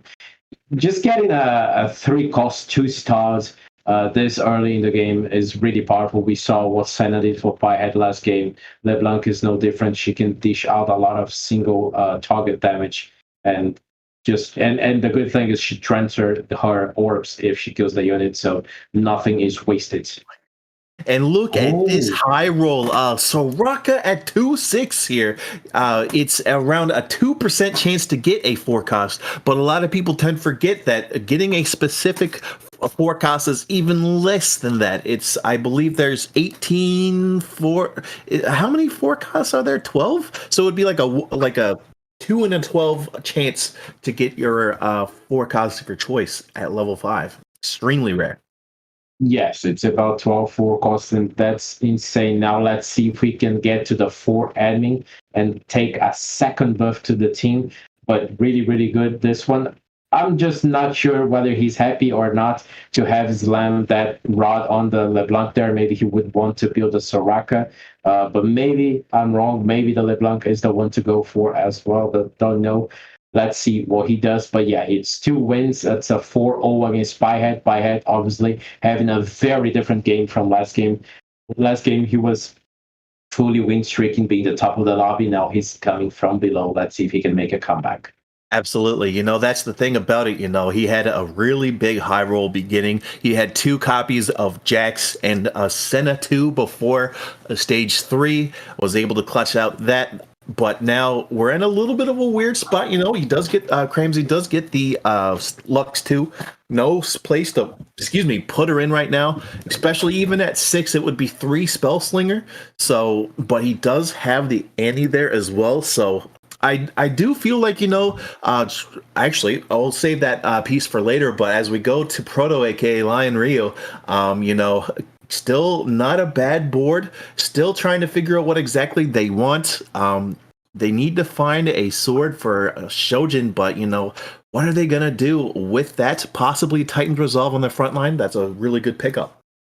Yeah, that's definitely a very good pickup. The tier there could be a Shojin or a blue buff as well. I love blue buff for most units. Even a Misfortune with blue buff can be decent. It's not the best option, but getting that first cast really early is really good. But yeah, let's see what options he decides to go here, and wants to throw the gadgeting for an extra item. Ionic Spark, really solid one. Absolutely. That's a 50% magic resistance shred there. That's extremely gross. We got the Titan's Resolve on the Annie. Thinking of putting in the Sona with the Static Shiv there. Decent choice. We got 3 Gadgeting, 2 Defender, 2 Spellslinger. Just changes it, a change of mind there. But takes out the Sona and puts in the Soraka. I'm not the biggest fan of these item slams, but you got to do what you can to save on HP. Yeah, it's definitely not a big fan. Static plus Hodge seems to be lacking a lot of damage there. And especially against the Dragon Claw Redemption Poppy there, almost impossible to do anything. It's going to be a 5-0 for Leon Ryu. I would say not that worth on these laps. Yeah, I feel like there's a slight lapse in judgment. Then again, I'm commentating and they're playing, but Yeah. I do like to see this turnaround for Joshi Chan there. But here we go, a prismatic option there, Civilian Crown, high-end shopping, and I believe CB3 for Skipaeus. That's not a bad spot, really. I'm curious to see what they'll go for. High-end shopping, it goes for the reroll. High roller for a potential Nasus 3 angle, maybe not, but it's just this is interesting. Now, binary airdrop could be really good, but he already has 3 items on the Galio. So, just looking around, checking to see what other people got. A Cursed Crown on somebody, Recon Heart on somebody else. Goes for the airdrop anyways. Binary airdrop with the 3-item Galio, not so efficient. Let's see what his decision is going to be. Obviously cannot remake the Galio into anything else right now, otherwise his board would become so weak. And we get less card ups with the high-end shopping, the 4 duelists, and the 3 laser corps on the board, with the Solaris as well, seemingly going for the Z and the duelist comp, with the Renekton augment there, which is really helpful, and hopefully getting that high-end shopping to get that really early Z down the line. But so far, still really strong. 4 duelists, the Solari, and the laser corps, plus the Renekton buff there. Really good, and the KO does the work. Absolutely. I really like this spot for Kardak simply because at level 7, you're going to have a level 8 shop. You're going to have a better chance of getting Mordekaiser. You're going to have 6 Laser Corps. You're going to get a better chances of getting Sejuani. I also like this choice from Scipius as well. Gets rid of the Galio, but puts in another mascot. You're going to put both tank items on the Malphite there. You're going to evenly distribute it for the binary airdrop. And I think that's a good choice, even with just the 1-star Malphite. Yes, and I'm not sure who we were checking out there, but we had 4 recons by someone there, and now we get Ramsey's point POV with the Gadgetings Shojin on the LeBlanc, doing so much damage. Remember, it gives a lot more AP than normal Shojin. A lot of mana regeneration there with a 20 every 3 autos, and it's a very good win for him. 80 HP, win streaking at 5 wins in a row. Even has a set on his shop, but apparently doesn't want it. Yep, a set, not really a good choice for the spell slingers there. You know, you could technically try to squeeze them in next level, but it wouldn't be a mech set. It would just be a regular set. So, you know, probably not the best choice. So I do kind of understand where Cramsey's coming from. So we'll see how this goes. But, you know, I think Cramsey's still in a really good spot. A nice on-fire win streak at 80 HP. Joshi Chan having a good turnaround from that 8th place from last time. Grabs a 4 cost with a belt, so that's really good for the econ. You could, if you wanted to, put Morelos on LeBlanc. I don't think he's going to do that. Another tank item for Poppy would be pretty solid too. Yes, for sure. And I am a little bit confused there. So it's not actually Gadgeting's Shojin, it's Radiant Shojin. Now it makes a lot more sense why that Shojin wasn't disappearing. Didn't realize that was the augment, but yes, we get Radiant Shojin. So we get 2 LeBlancs more in the bench, so it seems to be a LeBlanc reroll here down the line on 7, and now we get Leon Rio on the other side, and that is in fact our Gadgeting's Shojin on the Soraka there. A lot of AP generation, a lot of magic resist red, but seems to be lacking a lot on the damage side. Has a level of augments, might be trying to rush levels as fast as he can and compensate the lack of damage with units on the board. You absolutely took the words right out of my mouth, Sir Black P. It definitely seems like what they're going for, just kind of sacrificing, kind of lose streaking in stage 3 to get a stronger stage 4 with a good augment like level up there. As we go over to Pie Hat's board now, we got Draven here as the prototype Senna here to pretty much carry almost the same amount of items as last time. A notable absence is the Giant Slayer, but he does get the Infinity Edge instead, with the decent front line with the threats, the Aegis, the mascots, and with the Cursed Crown. He's got to keep that streak up, otherwise he's going to lose double the HP from his losses. Yes, here we get the Draven Piehead, really big lover of the Gunblade, and we go all the way back to Cramsey with the LeBlanc there. Let's see if it can do the work against this Draven. Draven focus fire exactly on the enemy carry. Perfect job by the Draven here. Might make the difference, and yes, it did make the difference. Draven was the MVP here, keeping the win streak for Piehead and taking down Cramsay. You know, once again, he's playing the same type of composition, a big, beefy wall of front lines with the carry in the back, supporting them with the Hextech Gunblade. I really like that choice of game plan there. You know, he could easily switch to a like a mech build. He can go Samira. He has a lot of flexibility in his comp there. So good stuff to Piehat for getting that. I do gotta say though, that was the most clutch RNG of targeting. He just went straight for the LeBlanc. You know, there was another person right beside the LeBlanc that he could have hit, but just ends up hitting. Oh man, 9 units at level 7. This is a really good spot for Piehat here. Yeah, the Crown is just so helpful with the flexibility. Flexibility is the word, as you say. Like, it's so much easier to slam in a Mecha Prime and still have so many units around it. Basically, you know, countering the effect of the Mecha Prime, which is to make less units on your board. So, and now he gets to face off against the duelist of less Codex, and he already has the Z. It's still a Z1, but already has the Z with 2 very good items, plus the Solari there with the Nyla. So let's see if this can be a win or not, but it doesn't look like Piehead seems to be going for a massive, massive win streak, non-stopping now with the Cursed Crown. Having that that advantage in numbers on your board is really hard to counter, and well, it's supposed to be, right? Because otherwise, if you take damage, it's a lot of damage. Yep, it's double the amount. Of course, you know, if you lose a 6-0 in like stage 5 or stage 6, that's at least 25 HP. That's 50 HP with the Cursed Crown. So, you know, he decides to go for the component grab bag. Doesn't have the reroll, doesn't have the mulligan, but still a solid choice here. Potentially Protector's Vow, Gargoyle Stoneplate, or even just reroll some of the item components.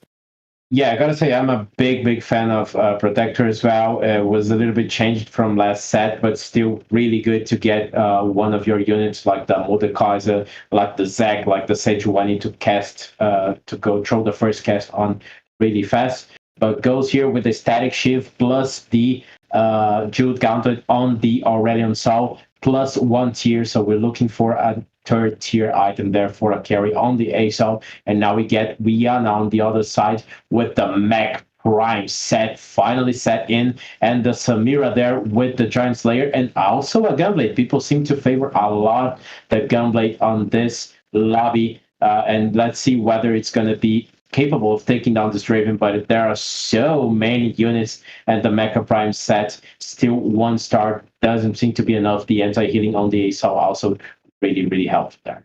Absolutely. We're seeing a big win once again for Piehead, but I do like Wayana almost stabilizing there at 20 gold. You know, it is a little bit rough, but what's even a little bit rougher right now, Team Ambition's Tri-Fury B struggling 6 HP at 4-3 right now. Lion Ryu, also known as Proto, is on at 26 HP right now with 4 hearts, 3 mecha. Would you believe it? It's almost a switch around. He decides to rebuild the LeBlanc to get Soraka itemized. I am kind of concerned about the itemization here, but we do have a Syndra in the back with the Shojin to bring in more people. But this is still a rough spot for Proto, also known as Lion Ryu. Yes, definitely rough spot. We get Piehead again on our screen, this time on the opposite side, facing off against Lian Rio. Soraka trying to get through that massive front line of the Cursed Crown. Soraka can do a lot of damage with the 3 stars calling there, and the set is really tanking. This is looking grim for Piehead. He might take a lot of damage here. The Cursed Crown sometimes might curse you back, and this is one of those times Piehead takes... I am not sure how much, but maybe 30 HP directly to his literal legend or something like that. So by the looks of it, it was 23, but doubled to make 46 damage as Piehead stumbles downwards down the stairs to 37 HP. That is gross. He was at 83 HP. He was at 30. He had a lot of HP, and that's the thing about that's the downside of Cursed Crown. Yes, really good board here by our guy that we are watching. That I forgot who it was. Lion Ryu. Don't Yes, worry. Rio. But anyways, great board here. The Soraka with the star calling coming with 3 stars at a time, killing many units. Kind of circumvents that problem of having so many frontline units on the enemy boards. 4 heart gives her so much AP, and even the set one with the Mecha Prime there plus the Sejuani was enough to be tanky. And now we have a Mordekaiser on their shop, but doesn't seem to be a play here.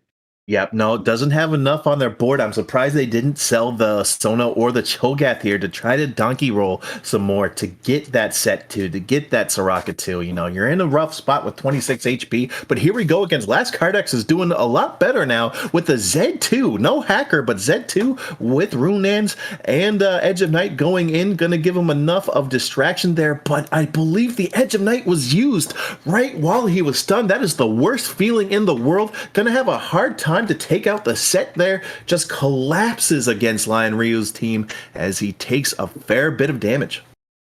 Yeah, and gotta say, we were worried about the Static Shift plus Hand of Justice Lamb, but made it work, got so many good units in, got the Syndra in, so not only leveled up to get many units on the board, but also get the Syndra to throw in even more units on the enemy's face, and it made it work. The Soraka carry is doing the job.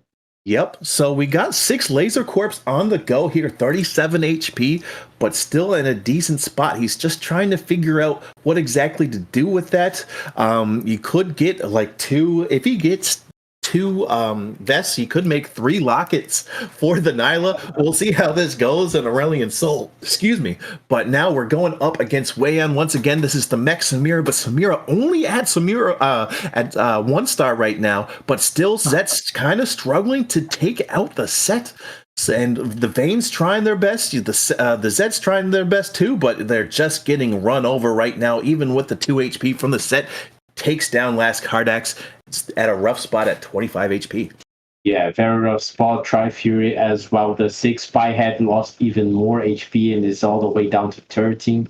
So we have so many people in at low HP, but all the way close too, because Tri-Fury to Lion Ryu is just 20 HP difference from 8th to 3rd place, so it's a very close game. Joshi-chan is the only one with a decent enough advantage to breathe healthy. Yep. And, you know, Pi Hat lost again. It was probably a close match, but still with the Curse Crown dealing double damage. He's at 13 HP. Had a really great start, but not right now. However, Last Cardax rocking the Mordekaiser too here. I am really curious to see if he'll decide to itemize it, but he's at a weird spot right now. Because he still only has 2 items on his Zed with no hacker, so I reckon what he might try to go for is the Hand of Justice Slam on Zed, followed up by one more belt, getting a Warmogs on the Mordekaiser. I was correct. Yeah. Let's go, Maloney. But you know, that's going to be really good for, even though Mordekaiser's in the front line, he's got a Warmogs, he's at level 2. He's going to probably slam down at least 2 buildings. Yes, it's definitely a good choice of items. Probably what I would have gone for as well. The Rabadon that kept there. There's so much damage. Mordekaiser's damage, base damage is already really good, so the Rabadon amps up really big. The Zed there's trying to get there, but the MF is all the way in the backline, and this is not a hacker Zed, so that's problematic. The building came down, but it's not enough. The Misfortune there, really, really strong with the anti-shield against the Solari as well, and it's a win. Even though a Misfortune got stuck a little bit there in the back, didn't matter. She gets the win. Tri-Fury is on a hot streak, even though at 6 HP and the last life, and this is a very close lobby. We see Piehead winning, other people losing, Skippers loses, but still at 5 HP. Oh my god, it's 20 HP, still separating 8th place and now the 2nd place. What a close lobby. Yeah, this is really rough. All eyes on Skipaeus, chosen all across the board pretty much to be the number one seed in this lobby after the 2 games, and has to step it up after this 5th place result from game 1. So it's a rough spot there, but Skipaeus I think will be able to clutch it out, but maybe not. No 2-star carries. No 3-star LeBlanc for Cramsey. The good shroud by Skippers hitting all the enemies, the main enemies, the more important ones. Soraka here, keep an eye on her. The blue buff and the anti-shield really helpful. The Fiddlesticks goes all the way on the back. That Nasus is really tanky. The Nasus Soul Ether augment really helpful with the healing. Soraka healing herself as well with the Bloodthirster and her own natural healing. But the LeBlanc there really survived all the way that she could, and it's a win for Cramsey. Clutch win, keeps himself from getting 8th place, and we got just 1 death after. Oh my god, Skippers is the only one to go down. Everyone is still alive. Oh, rat-a-tat-tat, Machine Gun LeBlanc clutching it out there. It was really crazy to see, but, it's rough to see poor Skipaeus going down with a 5th and an 8th. No top 4 appearances there. Better luck next week. You still have 3 weeks to go till playoffs, so, I definitely expect to see, or I wouldn't be surprised if he, got top 1 next weekend. Yeah, definitely. And now we see a blue buff LeBlanc here ready to cast ASAP against Wiana on the other side with the massive set and the Gunblade. Samira Nunu is rolling down the back line, just rolling. Misfortune finally casts the bullets rain, but Seth is still alive. On the other side, we have an Aphelios as well, which is a really good carry for him with the IE/Last Whisper combo. Echo slows down the attack speed of Misfortune, but she still rains down on the enemy, and it's a massive comp for Piehead. He gets hyped up by his own comp, but it's not enough to defeat the enemy, and Maloney, everyone is still alive. I know, it's unreal. 7 people. He's praying. He is panicking right now, and understandably so, because if he loses by 1 unit, he is out. Because of that cursed crown, you live and die by the crown here. Piehat clutches out a ZZ Rot portal now, able to provide a little bit more of a front line. Piehat is definitely, just on... I don't even know how to describe it. He's on so much adrenaline right now. Yes. That's the crazy thing about TFT. Got Proto, also known as Lion Rio, at 2 points. Wayana also at 2 HP. Last Cardex at 5. Tri-Fury at 6. That's 4 people in the single digits. Cramsey at 10. Might as well say 5 people in the single digits because, Piehat's 1 person away from getting eliminated. And Joshi-chan doing well, but at 16 HP. He had such a big lead. And now we could possibly see a big loss from Joshi-chan getting a possible potential bot 4, but who knows here. We got the Misfortune 2, we got the Aphelios 1. We'll just have to see what goes from here. Tri-Fury on the other side, Misfortune against Misfortune, but we have an Aphelios here as well, who's a massive carry. Nunu rolls down the back line and holds a lot of time for Piehead's comp. Aphelios does a lot of damage, but that Riven is really hard to kill. Misfortune is readying up a second cast. If Piehead's Misfortune can cast here, she's gonna get the whole enemy team. It's Zeros, it's Zack, it's everyone holy. Piehead gets excited, so does Misfortune, and it's a win for Piehead. We got Rihanna going on in 7th place. Tri-Fury on 6th place. Let's call it on 5th place. Lots of people going down, and now we have only 4 alive, and 14 HP separates Leon Rio and Joshi-chan there.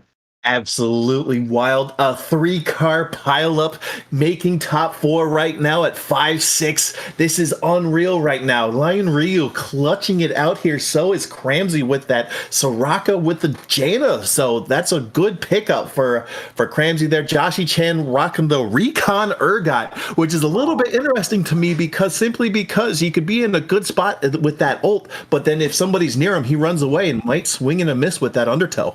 Yes, and now we get the recons there trying, but they do not dodge the bullets from the MF. They had already started commemorating, maybe too early, maybe not, because his comp is just really, really strong. The Misfortune and the Affairs are matches, and it's an incredible win over Joshi Chan, but it's not. It actually is. Joshi Chan goes all the way to third place with a -1. Leon Ryu takes fourth with -10. It's a 1v1 between two people who are on fire, and it might take the second win in a row.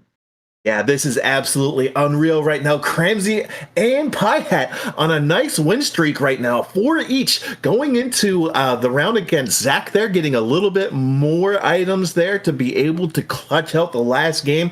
Definitely going to be next game wins. This is unreal right now. We got the Radiant Shojin on the LeBlanc. We got another Shojin on Soraka. You know, a little bit unorthodox items, but it's more than enough right here. The 3 pranksters. I haven't seen 3 pranksters in a while. If the prankster dummy goes down, they stun him for, I believe, 1.5 seconds. Trying to choose nice pickup on the ZZ Rot portal to give a little bit more of the front line here. Right now, it's only Annie, Jinx, and what's his face? Echo 2 with Bramble Vest, Gargoyles, and Warmogs. Decides to go for the Alistair here with a little bit more survivability with the 2 Oxforce. Goes for a last minute swap, keeps the Soraka there. I mean, the Sona in the corner, and only time can tell right now. I can't wait. And remember, this is Windy Jana giving AD and AP overtime for his units in the backline. LeBlanc starts out casting, but there is Zach plus 2 zeros. It's a lot of units to go through. Meanwhile, Misfortune casts, doesn't kill too many. The Echo is really tanky. Alfredo starts to shoot at the enemy, but it's really hard. Firehead gets wounded. His comp starts to die down. Misfortune is here in the back, suffering against a big Echo who slows everyone's attack speed. But Misfortune's gonna get the gas. It's really big. Misfortune and the Soraka family. Maybe they stop her enough. No, they have the gas to win. It's the second win of the month, second win in a row for him. Incredible showing by Firehead tonight. Absolutely. You know, I gotta hand it to him. That was a lot closer than last game there, but still able to close out there. It's unreal right now. That's all 4 games done for tonight, but we're not done just yet. You know, we still got a reminiscence about that game. Isn't that right, Black P? This is unreal right now. What a game. I gotta say, it's just it has been one of the greatest, if not the greatest game I have casted. It was so exciting and so nerve-wracking. We've seen 7 people alive with like 2 HP on 7th place and 16 HP on first place, like 14 HP between last and first. That game, my blood's pumping, my heart's racing. That game was incredible. Absolutely. I haven't seen such a close discrepancy in the lobby in a very long time here. It's unreal to see just how many good people went down so unexpectedly. But one of the most concerning things in that game for me was Pie Hat. Funny enough, even though he won, yes, he was at 83 HP, had a big lost 46 HP, and then in one of the other games he lost a fair amount, was at 13 HP, and somehow hung on for dear life till it was basically 1 HP in a dream there for him. Yes, and definitely, pun intended, hats off to Piehead, because he had one hell of a game, one hell of a run. Again, showing how he can read well the lobby. Obviously, it was scary. Like the Cursed Crown is really scary. You take a loss and you get your nerves go wrecking. We saw him on the screen there. He was really nervous about whether his comp was going to pull it off or not. But he did a great job, made a really great comp. We saw a lot of AP on this match, on this lobby. We also saw a lot of unorthodox builds on the units with the blue buff on the MF, the static shiv, but either way, it worked really well. Yeah, so I do just want to give a quick shout out to Cramsey there for rebuilding his LeBlanc and still getting the LeBlanc 3 there. And so good stuff to him there. And I do want to give you a heads up there. He did have a little bit of a redemption arc. I do tend to forget that he actually had 4 games tonight. We only saw 2, but Pie had actually got 5th and 7th in the first 2 games. And Skip Ace went first place for 2 games before the stream. There might be a little bit of a curse there for Team Ambition there. Just hop on and stream and not do the greatest, but still hats off to Skip Bass there for getting 2 firsts for games 1 and 2. So Yes. good stuff to them. Yes, good stuff to them. Great comeback for Piehead, not only on the games themselves, on this game itself, but also from his results from the first 2 rounds. So, just want to talk a little bit more about this game specifically. We talked about a lot about Piehead. Yes, great game by him. But Cramsey as well, pulling off the LeBlanc, I think that was really awesome to see. You said it yourself, you don't give that much value to LeBlanc. I don't either. I know many people don't. But Cramsey made it work, showed the power of the 3 cost units, and LeBlanc really did get the job done with the 2nd place there. Oh, definitely. Machine Gun LeBlanc, not really my favorite comp, but it's always fun to see if you're able to hit it.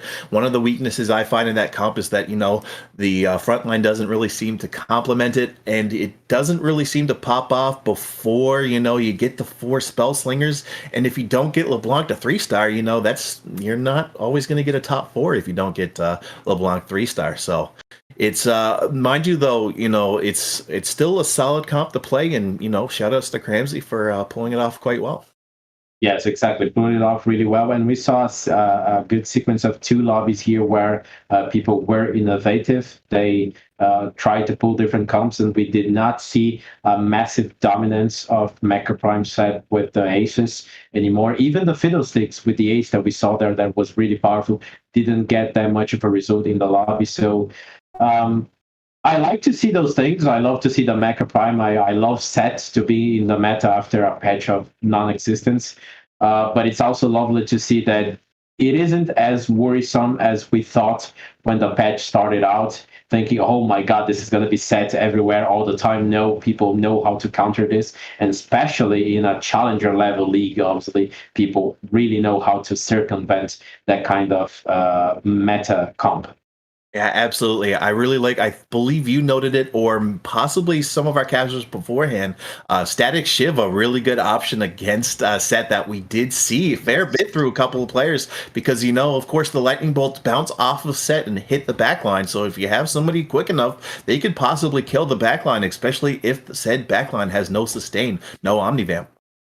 Yes, exactly. The bolts, the magic shred, you get MF bullets going around set sometimes. So yes, all of that are factors that play in. And as I said, there's the hacker option with someone jumping into the backline and killing the carries directly, or there's the static ship option as well with the electricity there. But either way, really good to see people getting around the meta and showing off new things like the Renegades and the Ox Forces, like the Camille, like the hackers, like the admins. And now we're seeing the LeBlanc, and we're seeing the Cursed Crown that, obviously really powerful with the 2 extra units on the board. It was a misfortune anyways, but it was kind of different. Okay, perfect. It seems like we got the results now for Lobby 2, I believe. It should be up there shortly there, so that's not too bad. And here we are. So the predictions come out now. Of course, the casters coming out on top with 12 points there, but I do want to give a little shout out to the community there for getting a last Cardax right with 3rd place there. So, of course, with